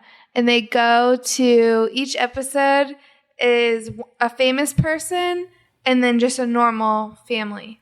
And so the first episode was Reese Witherspoon. And then they like redid her whole closet with her like memorabilia. But if you can see, we color coordinated Andrew's closet, but we also separated it by t-shirts, long sleeve shirts, and work shirts So they work in zones, right? So I got Yeah. t-shirts, Right. in one zone. work shirts, Work shirts. and then long sleeve shirts. All And- color What coordinated. was And it all before? matching hangers. Very Huh? nice. Well, okay. I'll take aside the matching hangers because I don't have that. But what was Matching what was hangers the makes- organization scheme before, if any? None. None. It was just whatever. I mean, shirts. Open spot. It gets in it. You know. But you could barely put one other shirt in there. Oh, We- let me tell you something real quick on a side note before we even get into the honeymoon. We had to buy these matching hangers, and they're velvet hangers. Do you guys know about velvet Oh hangers? yeah, I don't. Isleen has some. I don't have any, but Yeah, I'll Heard tell you're you not why a you don't fan. have any. You know why you don't have any? because you can't just pull the shirt off the fucking hanger. You got to take the hanger off, and you have to take the hanger. You have to take the shirt off the hanger. Which is what you should do anyway, because you don't leave the hanger up there. You put it down below. No, I usually just rip and go. Whoop, I'll take that. Thank you. Put it on, and that's that. But not anymore now, because you can't just rip it off. You'll break the hanger and pull the whole shelf down if you try to pull it off the velvet hanger because the clothes stick. So now I have to take the hanger off, take the whole deal, and now I have all velvet hangers. So it forces me to take the hanger off and then the clothes off. I think that's the point. Good, but velvet hangers are good for girls or women because, like, a lot of our like straps or dresses or whatnot doesn't sit right on a plastic hanger; it just falls off. Okay. So, yeah. Anyways. We've gotten too far. In the weeds. That's what happens. Welcome to Watch Review Repeat. We've already watched all the episodes, so we're waiting for the next season. 3. All right. Okay. Mm-hmm. So you burned through it on the plane. I watched on the plane. Andrew watched more of I watched Barry season 3. Oh, nice. Okay. Did you finish? I haven't finished. I did not. I haven't finished I yet. did not. It's bullshit. The HBO app is still. Dude, the HBO app sucks. Yeah, it does. It's the worst. So I watched a couple episodes of Barry. I also watched. Do you remember what else I watched? I finished Stranger Things. Oh, nice. We might talk about that at some point in the future, perhaps. I did finish Stranger Things on the plane. Nice. They all kind of blend together, so I can just tell you everything I watched. I think I watched on the plane. So I watched Stranger Things on the plane. I watched Barry on the plane. Barry was definitely the first half. I had the whole season downloaded, and then by the time it was time for the return flight, my downloads had expired, which is bullshit. I didn't know that was a thing. So I could not finish the season. I watched a show called Spiderhead. The Chris movie, Hemsworth right? one? Chris Hemsworth one, right? The Chris Hemsworth movie. It was Chris Hemsworth and Miles Teller. Right, yeah. Oh, okay. I watched that, which was not the best, but I watched it. Watch Top Gun Maverick for your Miles Teller or Joseph Kosinski fix this year, is what you're saying? Yeah, that's what I'm saying. Okay. Godly, I think that might be it. All right. Well, then we can get to the we didn't important have stuff as long. of what happened when you got off. Yeah, the plane. so we fly into San Fran. San Francisco Airport. We'll start with that, right? Yeah, it's pretty All right. trendy. It's trendy. It's a trendy airport. Got some nice trees It's also outside. a very long walk.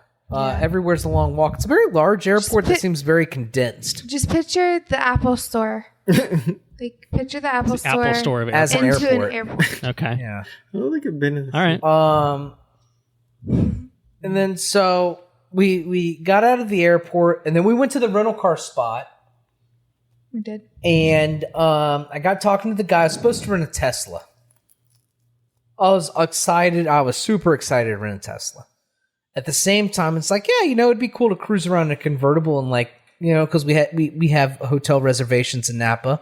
We're gonna go explore stuff and whatnot. So I said, I always thought it would be cool to have a convertible.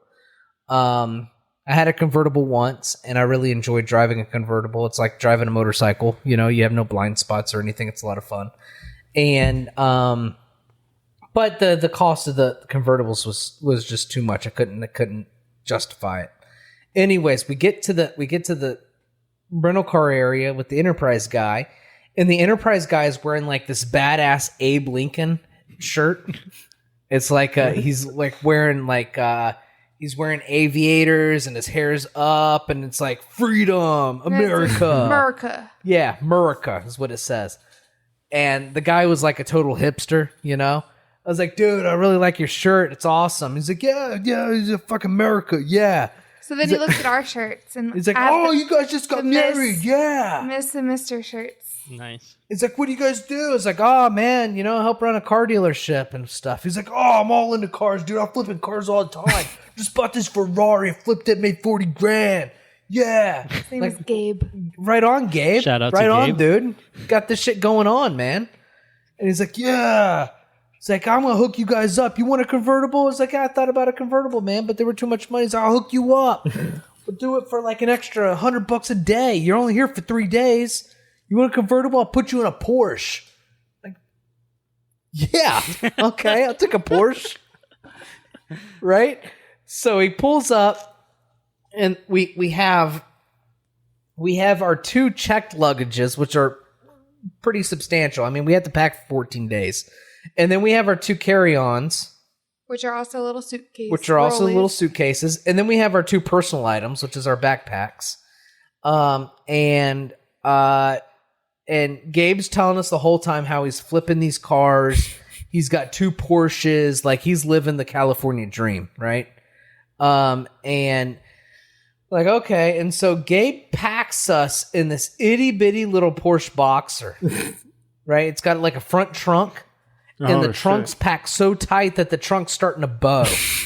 The hood's bowing, right? Because there's so much shit packed in the thing.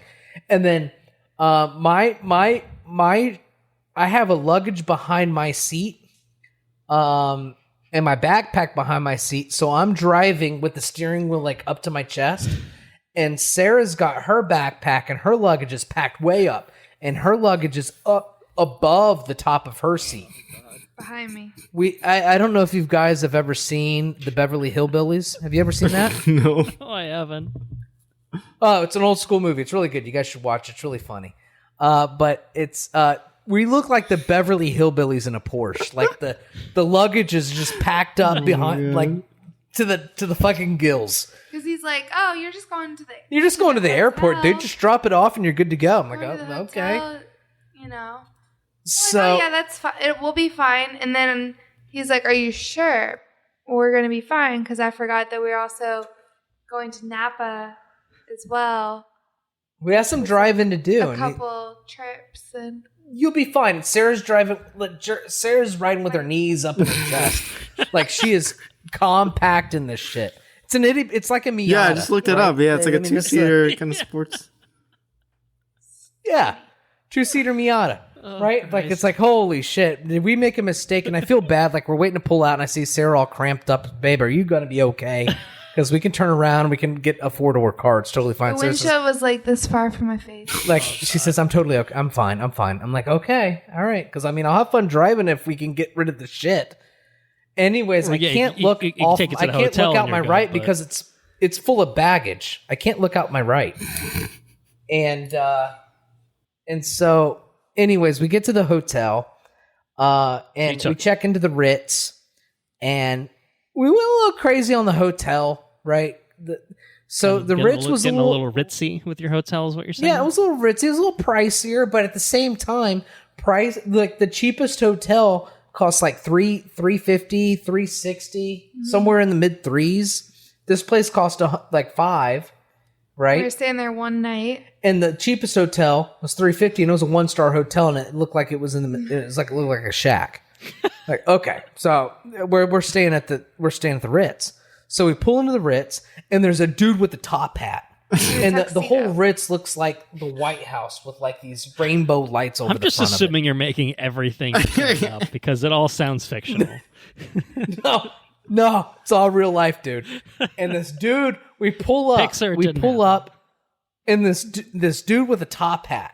He's got a top hat, and he comes out, and we had the itty bitty car packed full of luggage, and he's like, "Welcome to the Ritz," and we're like, "All right, man." And so we pull out, and we start pulling out, it's like a magic trick, pulling all this luggage out of this itty bitty little car. It's like the case in Fantastic Beasts. It's all just stuffed in there, and you're like, exactly. Where does this shit Mary keep coming Poppins. from? It's a fucking Mary Poppins bag. And so we pull it all out, and we walk into the Ritz, and there's this giant, what is it, lily display or whatever? Yeah, from the floor to the ceiling of fresh lilies. You can smell, like, the smell hits you like a wall the moment you walk in. Just fresh flowers all the way to the ceiling. I ended up asking the bartender if they always do that, and she said, yeah. Yeah, it's a Ritz they thing. They replace them all the time. Every day. Different flowers. And it's a Ritz thing. It's a Ritz thing. Like, Luxury hotel thing. Luxury hotel thing, okay. Well, anyway, so we check into the room. The room's nice, and they got these like little like strawberries and fresh flowers for us. fresh flowers for us in the room. It was really nice. Mm-hmm.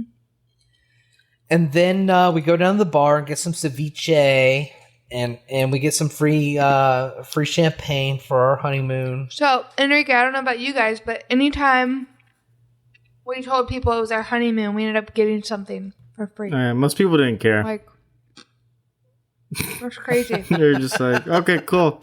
Or they'd just be like, what? Okay. I couldn't believe the deal people made out of it being our honeymoon. Like, it was a big deal to us, but like, everywhere we went, It was like a thing. Yeah, we got like every hotel we stayed at, there was a card with champagne, like strawberries, flowers. We got slippers. Yeah. And so we went to the hotel, and then we went to bed. We wake up the next morning, and today is the day of our COVID test. So we had to fly across the country. We're going on a cruise to Alaska. We had to wait until 2 days before the cruise in order to get the test for the cruise, the COVID test. So on the flight in, we're like sanitizing, we're wearing the mask. The week before, I'm spraying Lysol anytime anybody gets close to me or in the office. Like, it's like a whole sanitary thing. Because it was 1 week after the wedding. Yeah. When we were just around there's a lot of people there. Right. Yeah. And we kept hearing about friends and family that tested positive. So we're freaking out. Like, we were around everybody. I'm a little sore today. Anytime I would get the slightest headache or anything, we're like, oh, we have COVID and we're not going to get our honeymoon. We had like sanitizing wipes and everything for we looked like when COVID just started, like when people were like on edge. Right. That's what we looked balls like. to the wall, everything. Like, and so we wake up the next morning and we're jet lagged. We wake up at like 8 o'clock, something like that. Yeah, between like 6 and 7, I feel like. Between 6 and 7. Which would have been.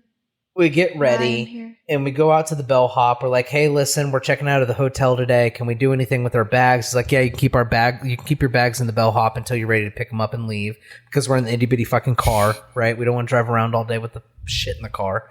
And we get out and we talk to the bellhop.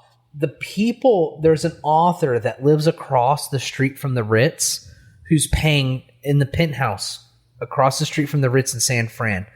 She's paying $27,000 a month in rent to live across the street from the Ritz in San Fran.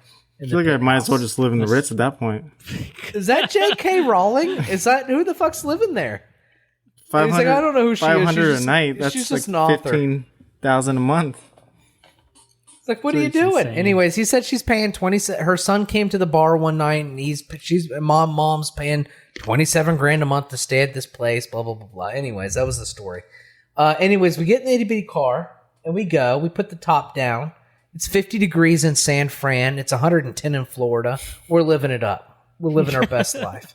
We drive down to the COVID test center. We're like an hour early. Yeah, it's called Carbon Health. And they have like a bunch of little places throughout California. It's they had the biggest footprint according to the guy that came in. Mm-hmm.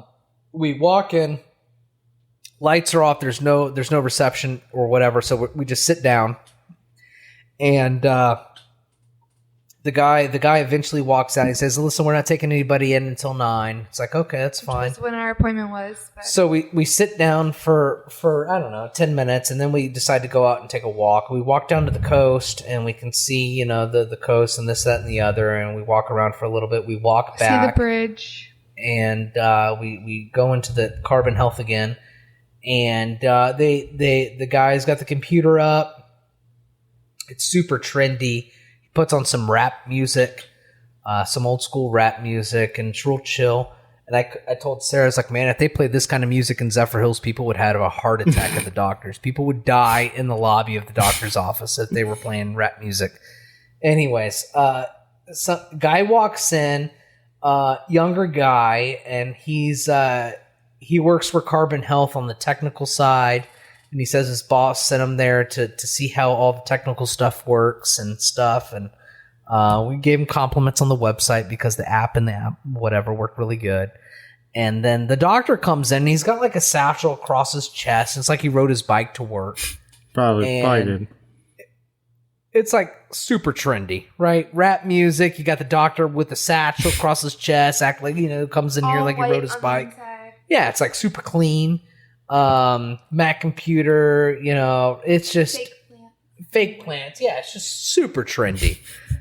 We walk in and the guy, we're in and out of that place in 5 minutes after the nasal. Worst COVID test I've ever had, though. He was right to it. No, they didn't go up. They went straight back. Into the brain. Back. Tickle your brain a little bit. Legit, he took it and he went straight back. He did not go up. It hurt. And I had to go first. Andrew made me go first. So Sarah went first. I went second. It kind of sucked a little bit. And then what did we do after that? Walk back to the car. Oh, and First this one. is the best part. This is the best part. Okay, so we walk back to the car, and I push a button for the top to go back, and I notice that there's two buttons. There's a button to pop the front trunk, which is where we put our luggage in the beginning, and I notice there's a back button in the same area. And I thought it was really strange because I assumed the motor and the engine and stuff was in the back of the car, but it doesn't look like a hood release. Usually hood releases are more prominent, right. It's more deliberate. But this was just a button. So I clicked it. And so I go and I pop the front trunk and I see what's under the front trunk, and it's got wiper fluid and this fluid and then the little area that we put our luggage. We walk back to the back area and I'm expecting to check out the engine, right? It's in a Porsche. I don't get to spend a lot of time around Porsches. I look at an engine and appreciate what the fuck's going on. I'm around cars every day. I pop that back part, and you know what's back there? Another trunk? Another fucking trunk. Another trunk is back there.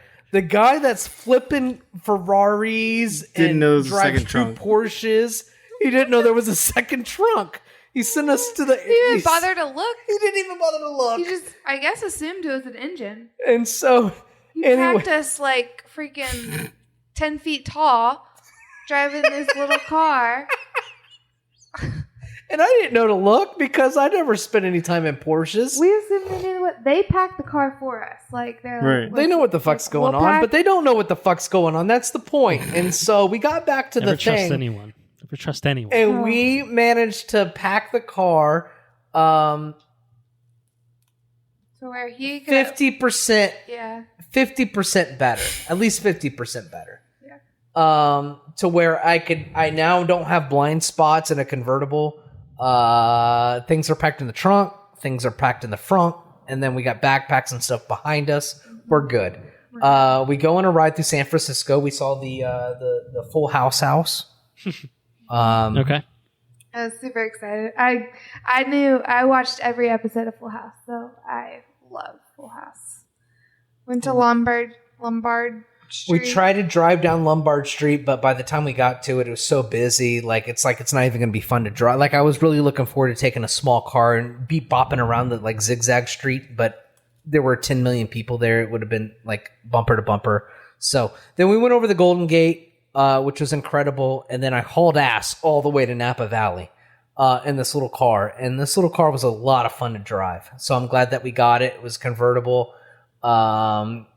Once we got out of San Fran, the sky really opened up and you could see all the vineyards and stuff. It was super nice, super fun to drive in a competent car. And then we got to the hotel. The Archer was very nice. It was a very swanky hotel as well. And we got there pretty early, but we were pretty zapped. So we also went to an oyster bar in San Fran. Mm-hmm.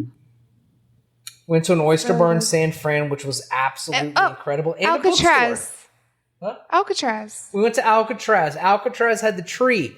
Alcatraz had the tree that was shedding the bark. We already covered Alcatraz, so we're good. We could just discount with it at this point. Alcatraz was a Civil War fort that protected the bay. Did you know that before it was in prison? No. I lived out that way, not in San Fran, but close enough to San Fran to visit regularly, and I never got a chance to go to Alcatraz. So Alcatraz is a really cool place. So real quick, before it was a prison.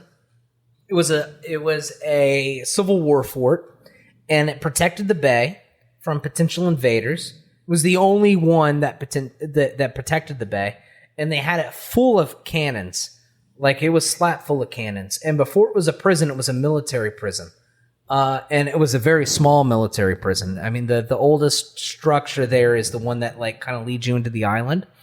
And then the prison is actually built upon the military complex, which is pretty cool. And they ended up shutting down the prison once it was a prison. They shut it down in the mid-'60s because it was too expensive to continue. And then you take the tour around the island, or you take the tour in the prison, and it's an auditory tour. You hold, you take a phone, they put a phone in like a bag, and you can listen to the whole experience is recorded by the prison guards and prisoners that had been in the prison at the time. And it was be like, stop here at cell 33. This is the one that so and so broke out of, and did the whole story. And to be honest, I'm not like a huge history person, so I mean I was excited about going, but if it wasn't for the cell phone audio tour, I would have just been like, okay, it was cool to be there, but it was really cool to hear the stories. It's wildly fascinating. It's a really cool thing. I got a couple pictures from inside the prison from these little viewports that they have in the wall from where prisoners could look out into the bay and see the city. And then these little polycarbonate little glass portholes of what they would see. And there's one the Golden Gate Bridge, and there's one on the side of the city. So if you're a prisoner and you're looking out there, that's what you see. You see the whole area taking part in life, and you're stuck on this fucking desolate island. It was wildly fascinating. I thought it was great. And then we end up coming back. We go to the Oyster Bar, which is great. We go to a book place, and I got this book, 1984, at the bookstore, waiting to go into the Oyster Bar, which is pretty cool. The oyster bar we went to was hopping. We probably waited outside for an hour in line. It was so good. Is it close to where you guys went left to board to go to Alcatraz, or? Yeah, so it's right there on the port. So Fisherman's Wharf area, or do you know? Just south of Fisherman's Wharf on San Fran. I was going to say, I think I went to an oyster place at Fisherman's Wharf, and I was curious to see if we had some synergy. So we went to Hog Island. It's Hog Island Oyster Bar. I don't think so. Then. And so you have all these piers lined up on that side of San Fran, right? Yeah. So where we went was the bookstore, and the Oyster Bar was Pier 1 or Pier 2 or whatever. It was real early on. The Alcatraz tour departed from Pier 27. So we utilize there's those electric scooters from Puerto Rico. They're there, and you just utilize them to go up and down the pier, which is pretty cool. Sarah, did you partake in the scooter business as well? Absolutely. I did. Oh, wow. However, he got first dibs on the first scooter we found, so I had to walk, power walk to keep up. You're come on, Sarah, keep up. Yeah. Yeah. Hey. I'm on my way. Yeah. Okay. I saw a lot of people doing the double, two people on a scooter. And I'm this sounds like an easy way to fall off. That was highly dangerous. Yeah, we did not attempt that. One person's dangerous enough. How were the West Coast oysters? Because I feel I've only had West Coast oysters once, and they were very different. Let me tell you something. Very briny, salty. Briny, salty, super fresh tasting. It was the West Coast oysters, and that so they were. Everything's really expensive over there. Oh yeah, in San Fran, it's stupid expensive over there. Everything. But I will tell you, we had zero even mediocre meals. Everything was so good, so fresh, so good. So we ordered one batch of 112 order of oysters, a dozen of a variety of 6 different kinds of oysters. Yeah. And they're from San Fran up, so they go as far north as Canada with the oysters. Was $40. It's like, oh, goddamn, that's expensive for a dozen oysters. And then we ordered some clams. Mussels. The mussels, that's right. They're good. And then the oysters were so good that we ordered them again. Like, we're Another going to dozen? take another dozen of those. Those are so fucking good. Oysters. I like them. Another. Whenever I eat oysters, I like put it on the cracker, Sprinkle lemon. Yeah, and then eat it. No, they don't give you crackers. I said, can I get some crackers? And I'm like, got bread. Sarah was sucking them out of the shell like a fucking sailor. That's how They you were do it. so good. That's how you do it. Come on. Damn, I'm getting hungry for some oysters right now. Just And they had Yeah, distinctive I'm like, flavors. all right, not to sound like a chump. I'm going to have to leave. Get some Yeah. oysters right now. Everything's closed at 10 o'clock, but I'm going to get some anyway. But those West Coast oysters, the further you go north, the more distinct the flavor. And they all had distinctive flavors about them, different textures. Like they were really, really fucking good. And then after the oysters, then we went and picked up our luggage and went to Napa. Napa. We got to Napa and we ordered Panda Panda Express. Because we're like, okay, we've just Comfort been out food. on the town all day. It was about an hour drive to Napa. So we check into the hotel. It's like 7. And we're like, okay, we either put our bags down and go back out after we just paid valet to do our, check the car out. And we're like, let's just stay in. There's a rooftop bar. We're like, do you really want to get dressed and go to there? And we're like, nah, we DoorDash some Panda Express. And watched Temptation Island. Which I highly suggest. Good stuff. It was real good. And so... Because also, you got to think, the time difference, it was really like 11 o'clock here. Right, yeah. So we're already exhausted anyway. So we went to bed at like 8. Yeah, retire early and begin the day anew. And so you guys would have had Woke up. did you guys have a full day in Napa then? Like, we did have the a full day in following day? Napa. Next day, Yeah. yeah. So did you take if you don't know advantage? Napa, for the uninitiated, you think Napa, you think all the wine, right? right. that's what you Well, think. Napa is very much a valley. We stayed in Napa proper, which is essentially like a small little town Yep. or a small city. Yep. And then there is a highway that heads north down the valley, and you enter St. Helena. You enter what are the other places? I just remember St. Helena. Yeah. I can't remember. It's like 4 places. There's like 4 places up the valley that you enter on this highway. We went to Sutter Homes. First. Well, wait, back up. We woke up at like 5 a.m. that morning because, number one, we went to bed early, but also... We got our COVID tests. COVID test came back. in on the app. And At 5 o'clock in the morning. I said, Sarah, wake up.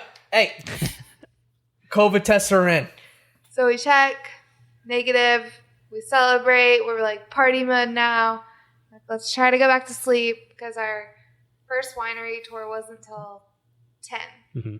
Yeah, probably not doing wine tours at like 7 a.m. Right.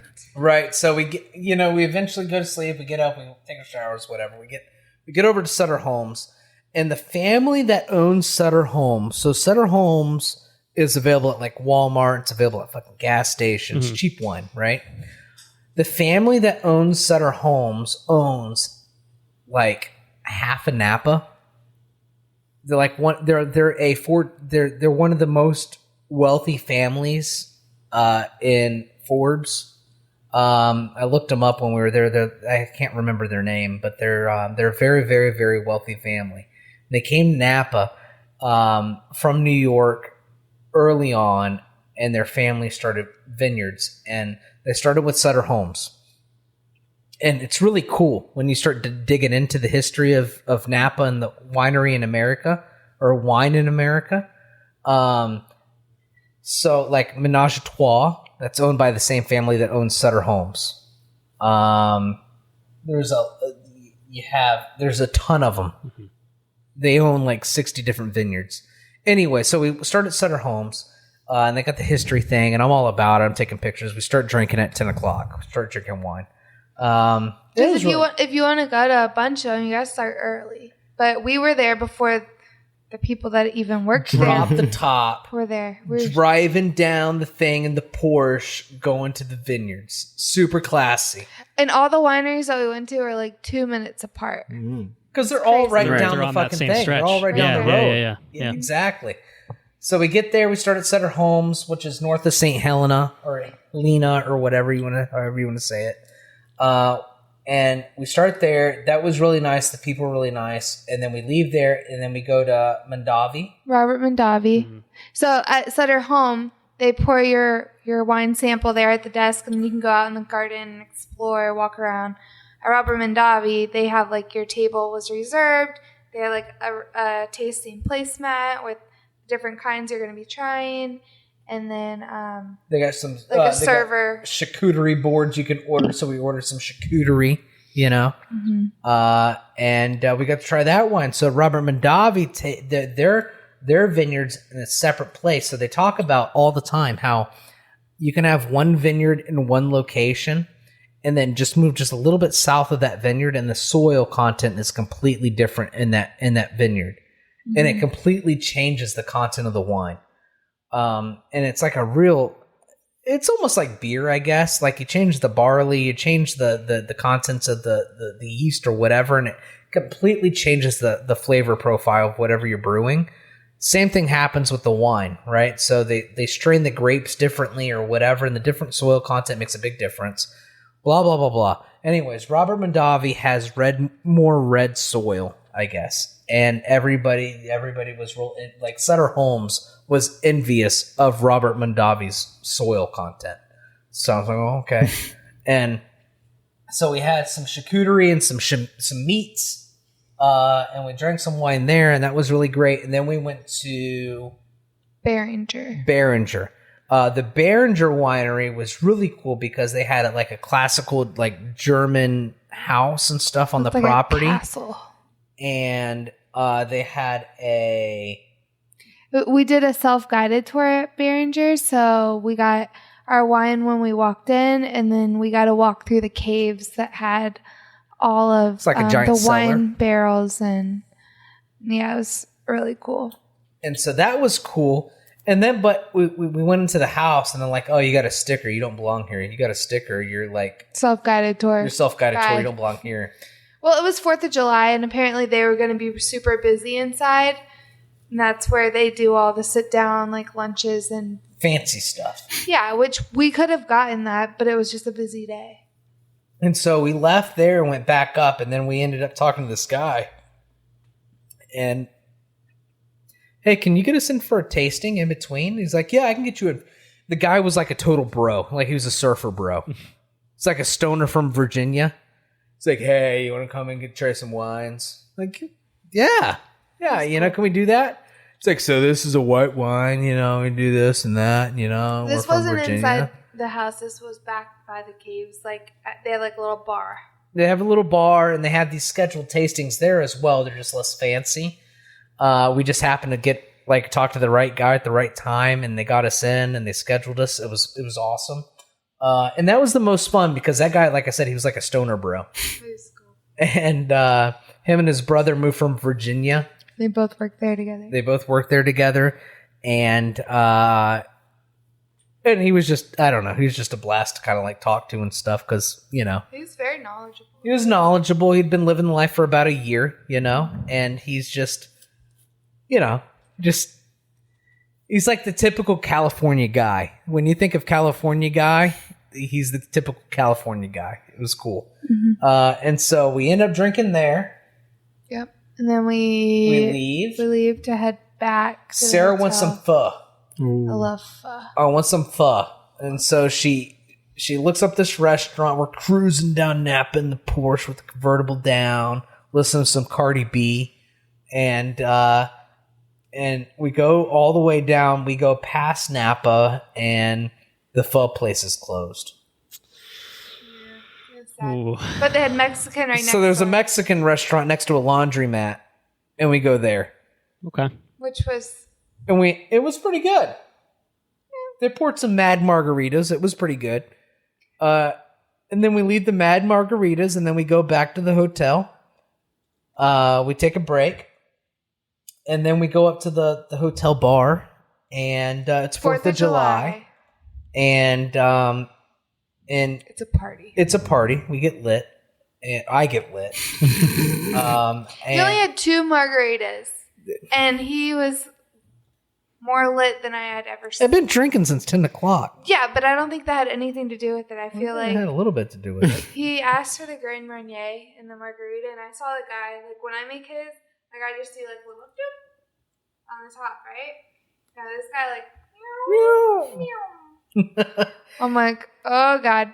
And so we were drinking at the rooftop bar. That was pretty cool.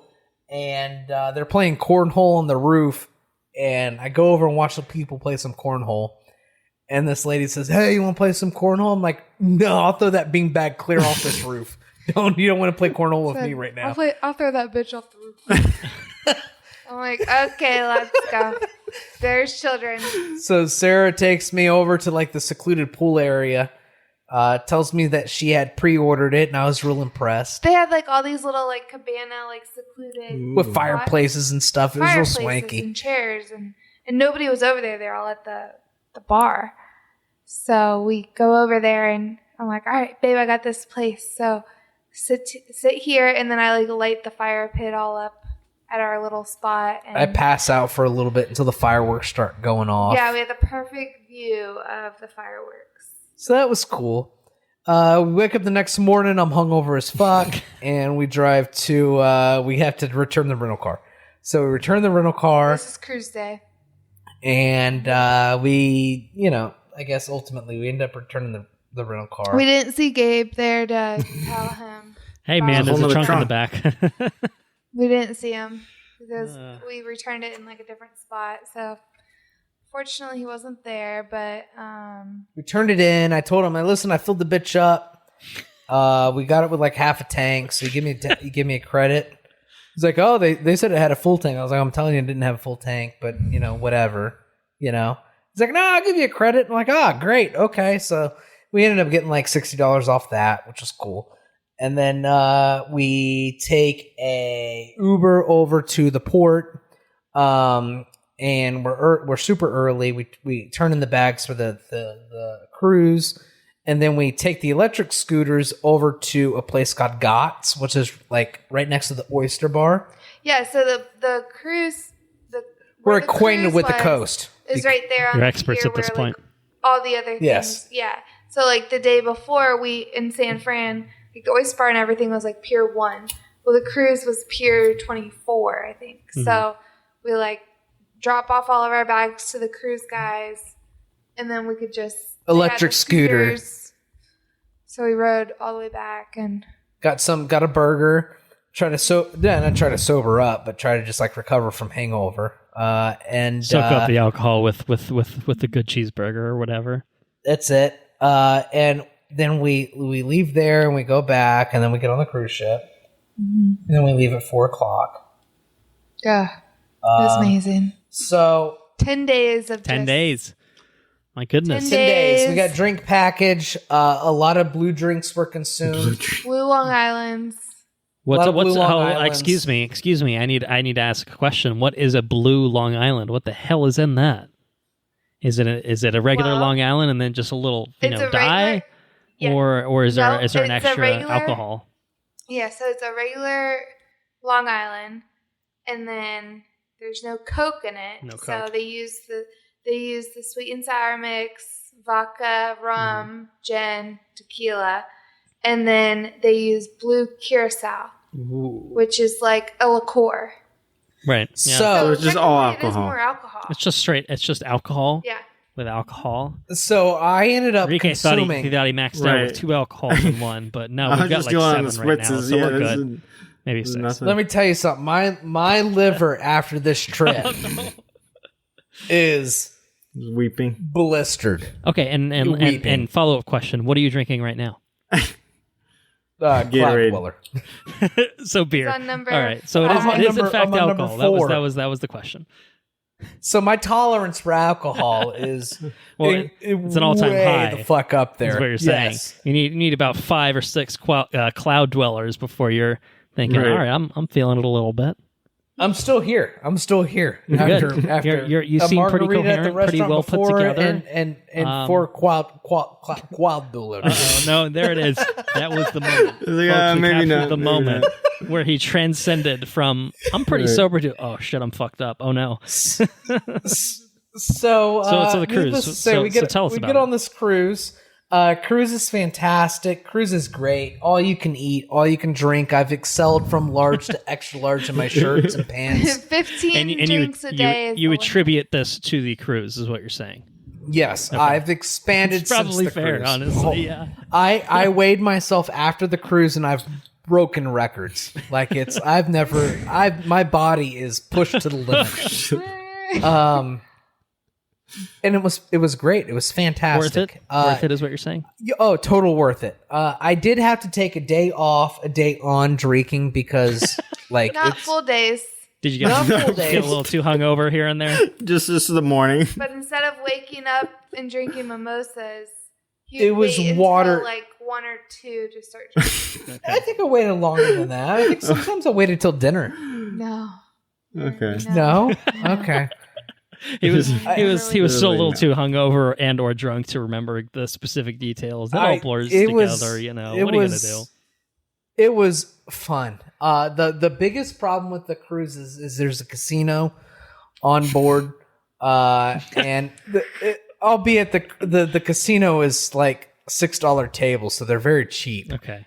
But Low stakes. But Everybody in the casino knew Andrew. everybody at the casino knew me. I was playing blackjack. I was like play splitting this guy, ladies. you'll fucking win loads of money if you play this guy. No, people You learned- are fucking mad playing with me because they would deal me like 2 queens. I'm like, split them ladies hard, split them hard, split them. Double I'm playing down. 2 hands. At one point, and I was doubling down on 12. And you don't double down on 12 in blackjack. I don't know if you guys play blackjack, but you don't double down on blackjack. It's a poor choice. Trying to get 21. But I met these guys from Atlanta. They own some gas stations, and they would always double down on 12. In the very first night I met them, and they would hit it every time. Like, oh, dude, I've learned something. You guys, it's an epiphany. So every time I would get dealt a 12, double me down, Raj, double me down. And I would double down on the 12s. And about 80% of the time it worked, like it was good. At one point I was like $400 or $500 up. I felt real good about myself. There was a lady I was playing with, and she was I don't know, she was Asian Korean. or Korean or whatever, and I doubled down on the 12, and she's like, oh, and she just threw a fit. And She had a lot of She's like, the chips. fuck are you doing? she had a lot of chips in front of her. She's telling everybody how to play. And then I failed that one time, and then I got dealt a 15. And she says, why don't you just double down on that? Why don't you just do that? Why don't you just double down on that as well? So you did. No, I did not. Yeah, I was that like, was well, I'm probably going to the right stay call. this time. Anyway, she threw a fit about it. But Most everybody, though, had fun with it. on the cruise ship, though, when I was on board drinking my blue drinks, You the learned, table was screaming every time. It was You learned about the blue drinks from from Gary. Gary. I learned about the blue drinks from Gary, Keisha and Gary. Gary's fun. Keisha's even more fun. But Gary sitting next to him, and Gary's like, dude, you gotta try these blue Long Islands. Order me blue Long Island. And then It was on. the next day I had to tell Keisha, listen, my husband tried to keep up with your husband and he is hurting. She's like, oh, baby, you don't try to keep up with my husband. Lesson learned. It was a wild. If we could all 3 take a cruise together, I'm not opposed to it. that would Sure. I mean, be we should say probably all oh 6. Maybe would probably be more all more- 6 more tenable, but- You're never going without me. that would be an incredible time. All 6 of us on a cruise. From It- day one, Andrew was up on the stage. putting ping pong balls up at my ass. I had to put a ping pong In ball the up my theater. ass the first time. Wait, what? I think you Yeah, have to elaborate on that story. it's called cheeky cheeky balls or something. Oh, really creative. Son, I had to put a. Yeah, Well, I say was no the- more. I What was- happens on the cruise stays on How the many cruise blue at this drinks in point. were you? I was 0 blue drinks in at that point. I just No. felt awkward because I didn't have a belt. You had Bahama Mamas at that I had Bahama Mamas, but no Okay. blue drinks. But I had to like put a ping pong ball in my cheeks. I had to hold it and then deposit it into like a solo cup. But I was also host of the I was team captain of these charade games. I got him to be. I was like, pick him. Yeah, Sarah. Yeah. Sarah That was was the first show of the trip, which they ended up after that show. Do you remember what they did? well. They gave us a bottle of champagne and a trophy because I won. Because we won, yeah. Nice. I deposited that fucking ping pong ball in that fucking bowl. Is what I did. with your I butt. won. With your Yeah. cheeks. So we can hustle some Booty people. Anyways, on yeah. cheeky balls? So the cruise. I mean, there's a lot of casinos, a lot of drinking, there's a lot of food. We met a lot of people, and it was great. So back to the first show, they Shows, said, yes. do we have any teachers in the room? So teachers stood up. Do we have any firefighters? Do we have any, healthcare workers? And then the last one was, do we have any honeymoon couples? We were the only one to stand up. It was like, I would say like 80% of the crowd was older, like maybe like 45 and up. And then the other 20% was like our age. But so we're the only couple to stand up, and they're like, all right, we have a special spot for you. And it was like they had a bucket of champagne glasses, VIP sign, a reserve sign, and what else was there? A lanyard to wear. They said, come on over here. And it was like the second row back. You guys get this seat for all the shows the rest of the 10 days. So bingo for like the musical shows. If you've ever been on a cruise, they have like musical shows and shit. And you always want to get to the shows early to get a good spot, but like they had our reserved signs at our seats so we could just stroll in a minute before the show. Which meant more time at the casino. Yeah. To the last minute, and then you And could of go. course, throughout the whole the whole time, people are like, "Oh, congrats!" Like they knew who we were because we were the honeymoon couple, So we were getting like congrats and everything the entire time. Yeah. Yeah, it was pretty epic. Nice. So the cruise was epic. The Right, cruise you was guys awesome. did other Cruise was stuff cool. along the voyage. So too. right, we go to Juneau. Juneau's the first stop after 2 days at sea. After many blue drinks and many casino trips, we end up in Juneau, and we're supposed to have a helicopter ride on top of a glacier. Supposed which to. I That doesn't was- sound good. Dude, when I tell you, I was so excited for a fucking helicopter ride. Well, now that I think about it, we didn't get any pictures sent of us in Yeah. an aerial view of anything. So I was so excited. We get to the helicopter, and they tell us because we board. So for the uninitiated, sunrise that far north happens at like 4:00 in the morning, and then sunset happens at like 11:50 p.m. So like you get like a ridiculous amount of daylight. Anyway, so we get there at 2:00, and they tell us that, listen, don't get off the ship until if you have an excursion set up for early on, you need to be the first ones up, and if anybody else needs to be a little bit later, because everybody's going to want to get off the ship because it's 2:00, everybody's up, everybody's ready to go. So we get up, we're ready to go. We get up and we go out and we meet with the person that we're supposed to meet with in order to go on the helicopter tour. And she says, okay, wait here. Sarah's got to go to the bathroom. She goes, how long do I have to go to the bathroom? She goes, get like 5 minutes because we're about to go. And so Sarah runs to the fucking thing to go to the bathroom. And she comes back. And when she comes back, the lady says, we just heard from our dispatch that we can't dispatch because the fog's too bad. The fog was super thick. You couldn't even see like the tops of the mountains. Yeah. So Helicopter ride got canceled. So I'm an uninitiated when it comes to shore excursions and stuff. I'm like, I guess we're going like toward the city and stuff. I'm trying to be optimistic. You know, we'll find stuff to do. We'll have fun. And Sarah says, let's go talk to the shore excursion lady. And let's see if we can find something to do. From the ship.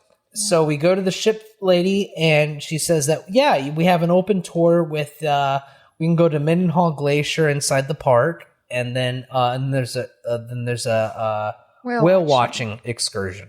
It's all one. It's all in one. Yeah. So we say, okay, sign us up. So we sign up for that. We hop on a bus. We have the best tour guide ever. She's a younger girl from like Illinois or something, and she like vacations to Alaska during the summer months to do the tour bus thing. Mm-hmm. And she's in college and stuff, and she was wildly entertaining. She was great, and she drives us to a national park, and it's part of a larger rainforest. I can't remember the name of the rainforest, but it's Mendenhall Glacier is what the park is. And Mendenhall Glacier is this enormous glacier in Alaska, and we hop to it, and there's a waterfall and there's a photo point. Well, like we want to go see the waterfall, but it's all flooded out. They just had like the super heat wave go through there. It was like 80 degrees in Alaska, and it's flooded everything. And we only had 1 hour. And one thing about Alaska, and Henrique brought the perfect thing before we even started, before the podcast, is the biome up there is completely different. And the biome's the perfect word for it. Slight temperature changes and everything just completely changes the landscape of everything. So it was completely flooded out. I'm wearing my badass Solomon hiking boots, right? So like I'm hiking through the shit, and Sarah's gonna take off her Converse to go through the water. Go barefoot, which was the coldest water I've ever felt in my life. It's like 50-degree glacier water. It's a glacier water. Like legit burned going through this water. So we go through it, and then we're almost to the waterfall. We can see this giant ass waterfall. It's badass. It's awesome. But you can go further, and you have to hop along these rocks and go through this water, and you got to tread through this water that's like up through your mid thighs in order to get to like the sandbar. 30 feet or so. And Sarah says, "We're gonna do it." I'm like, okay. So I undo my mid shin badass boots. I undo them, take off my socks, and hike up my jeans. I'm ready to go. And so we start hiking through the water. The moment my feet touches the water, they instantly cramp up. He knew what I had been feeling. Yeah, instant cold. It's so cold. I'm like, all right, well, we're in it to win it. So we're going. We're going on these rocks. I'm going out there. We get out to the last rock before it gets to mid-thigh water. Sarah says, I can't do it. I just can't do it. Like, God damn it. I could have kept my boots on. And so there are these people hiking back from the sandbar, mid-thigh water. And Sarah says, hey, can you take our picture while they're hanging out in the water? So frustrated. I was going to wait for her to why? I wanted a good picture, and I was waiting for her to get on the rock to take the picture. I wasn't going to make her take it from where she was. Like, hey, when you get on the rock, will you take our picture? We're still in front of the waterfall.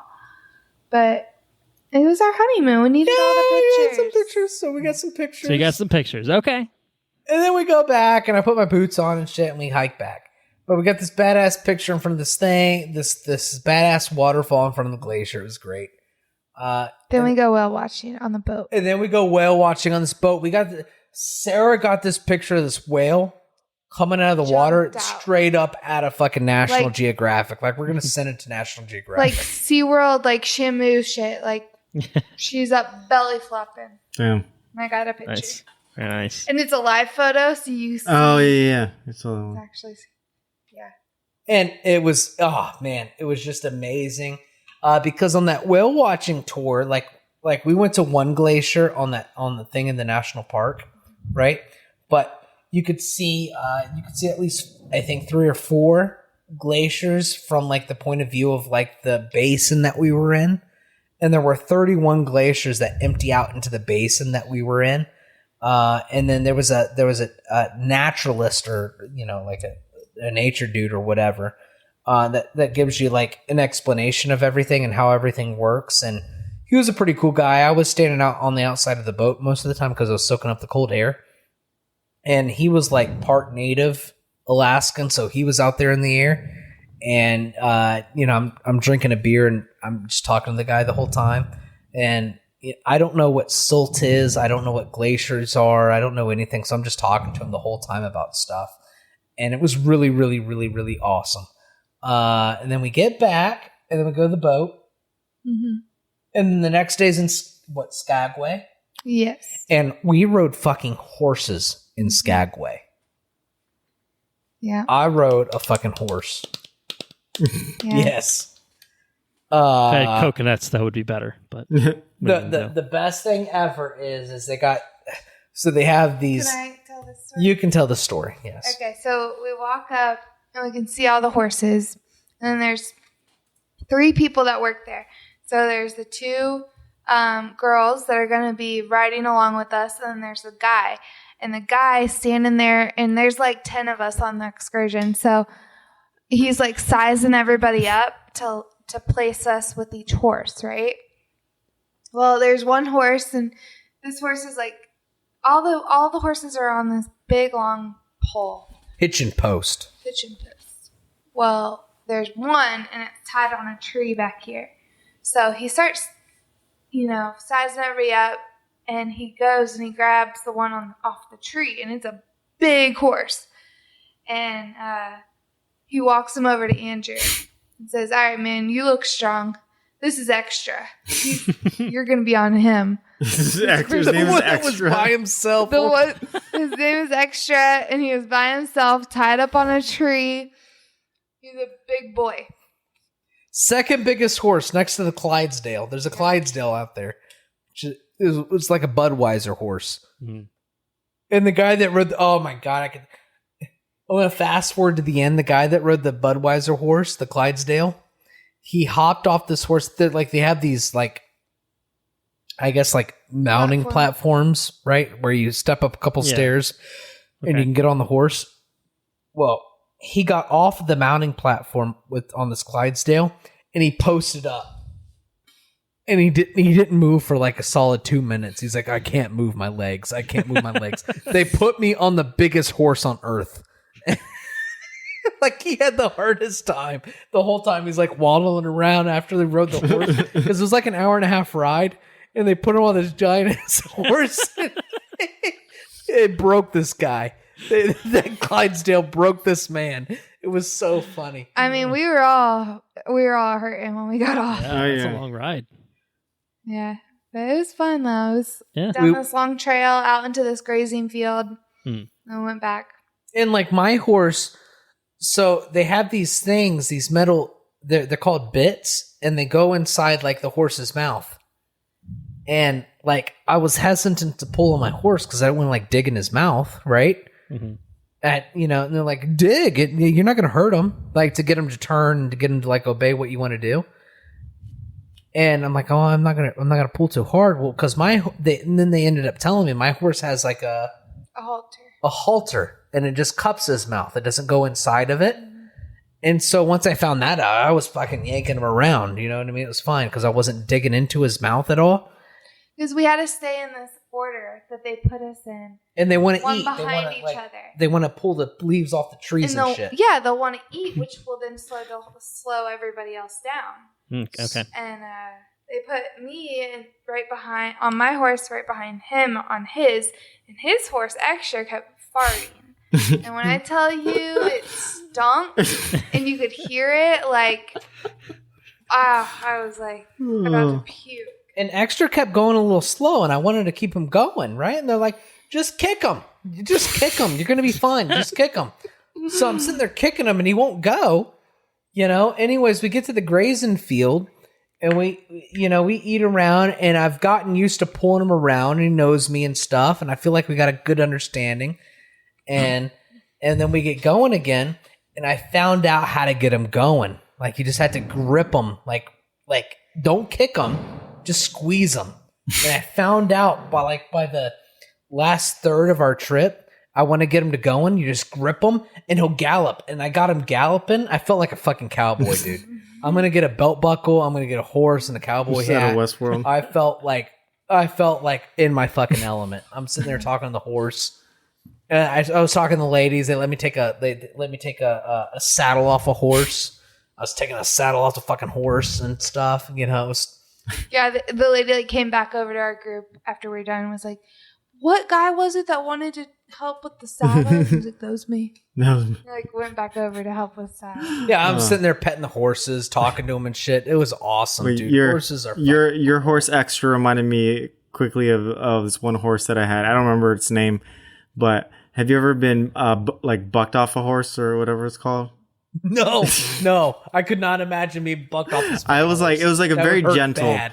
one, but I had this one horse that just kept sniffing the other horse's butts, like how dogs do it, but like the horse would do it, and the other horses were like, "Dude, stop doing that!" And just like kind of like go to the side, but then one time eventually the one horse was like, "No, stop it!" So it went and kind of like kicked back at the horse, and then my horse like goes up, boom, and I'm just like fall back on the horse because he wouldn't stop smelling people. Did you fall off the horse? I eventually fell off the horse, but it was kind of like I gripped on and it kind of came back, and then the saddle was loose, so then I slid off. So it wasn't like he didn't like fully like buck me off the horse, but he loosened the saddle, and then me and the saddle fell off. Jesus Christ, dude, that'd be painful. My horse was like 6 foot off the ground. Yeah. My horse is fucking big. I could not imagine. He was a big boy. I mean, you can just look at him compared to my horse. Like, that's a big boy. Yeah. Yeah. If that horse bucked me off, I'd have issues. I'd be broken.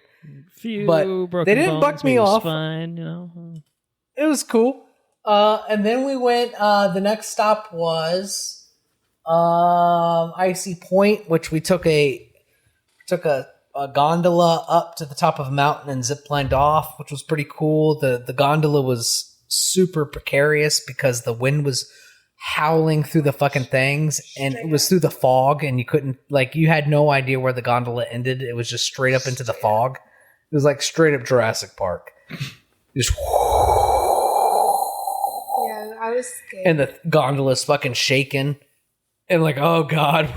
Because anytime I've ever been in a gondola has been skiing, and snow looks a whole lot better than fucking mud and earth and broken trees and shit, and well, that's what you see when you look down on this gondola because it's not snowing. And but we made it to the top, and then we zip lined down 5,200 foot worth of zip line out of the fog and all the way down to the bottom. It's pretty incredible. 70 miles per hour. 70 miles an hour. It was pretty fast. They sounded like TIE fighters coming down the zip line. There you go. Yes. That's what they sounded like. Visual aid. This is what I did when everyone else was on a honeymoon. I built a Lego TIE fighter. Wow. That's pretty fucking cool, dude. You did a good job on that. I followed the directions. And then we went to British Columbia. Mm-hmm. We had some breakfast, and I recovered a puffer. Yeah, our excursion that day was to find him a puffer. I had run out of nicotine, and I found nicotine in Canada, and that was good. And that was it. That was it. I mean, a lot more stories on the boat, but yeah, well, like I said, what happens on the cruise? I started and finished this book right here, Brandon Sanderson's Dawn Shard. Dawn Shard, okay. Which was absolutely fabulous. I think it's a very good companion piece to the other stories. I finished my book. Watch All Your Perfects by Colleen Hoover. Okay. Spicy. Really good. Mm. Really, really good. Nice. Well, yeah.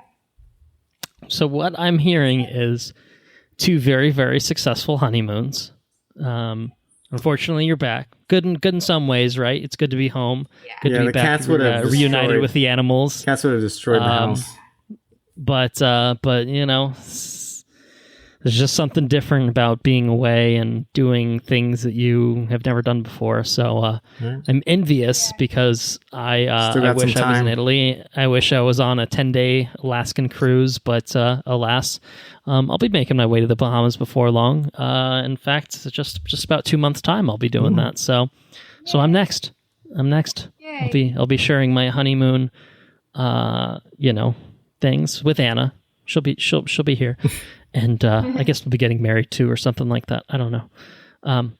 But yeah, that's awesome. Well, thank you guys for sharing the experiences. I think I kind of am just like really am living secondhand through everything right now, and it was like a really nice way to experience this all vicariously. It makes me want to do all of it, of course. But I'm glad you all had an excellent time. It's just it makes me. Well, go ahead. I think we can all, Henrique as well. There is something about the coming off of the wedding and then taking an independent vacation. Yeah. It's just bliss, man. Right? It's bliss. That's the best way to put it. It's blissful. how it should be. It's how it's supposed to be. So it's I don't know, just like an independent adventure. It just, there's no worries in the world. Just do whatever you want. You had never had 2 weeks off. I had never had 2 weeks off. Like, are you spoiled now? I am. Yeah. No, I mean, no kidding, dude. Like every vacation that I've ever had either involved family or COVID or that's not a vacation for me. But I mean, it's just like an independent, just to go out and do your thing. Yeah. Go out and do our thing for husband 2 weeks and not and wife. And like when it's your honeymoon, there's like no regard for, like, there was no regard for anything. It's like, if we come back and we have to pay for stuff or whatever, okay, we're just gonna make it the best. Holds barred. If ever there was a time to not worry about such things, it's the honeymoon. And we did. We didn't do the yacht, really, but maybe next time. Throw caution to the wind. Get a 4-story yacht with the slide. There were some hotels too that were fancy as shit. You have like multiple floors with like the cliffside pool and like a private beach and shit. I was like, damn, that would have been nice. And then we looked at the price. Like, like $1,200 a night. Not like that nice. That's a little pricey. All right. Well, throw caution to the wind, except for the part where you're like, oh no, I do have to pay bills. When we get back, I guess, if this was like a 4-day trip kind of thing, then maybe.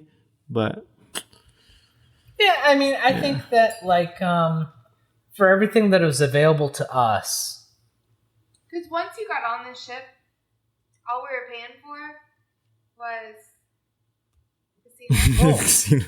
Henrique, we did spend a lot of time at we spent too much time at the casino. But we had a lot of fun doing it. And then, like, our tips. You get a watch? Mm-hmm. Another watch? Yeah. Ooh. Yeah, so Sarah gave me the watch for the wedding. It's actually green. Oh, it's probably, you can't see it, but it's like a green face. Got that on the honeymoon. Ooh. Very nice. But it was just man. There's been no other trip like it. Like, it was amazing. Well, once in a lifetime, but hey, you can still always take cruises in the future. Right. And, that's what we said. We're like, well, like we did this thing, we want to do something else, like, but just do another vacation. You have a lifetime of love to look forward to, and you have a lifetime of trips to take together and stuff. So unfortunately, you can't do it all the time, but it makes you appreciate the times when you're able to do it. Maybe the three amigos can do it next year as a joint. The three amigos and the three amigas, so I think we can make it happen. Yeah, I suggested even going back to Puerto Rico, and Easton's like, yeah, I'm down. I'm down.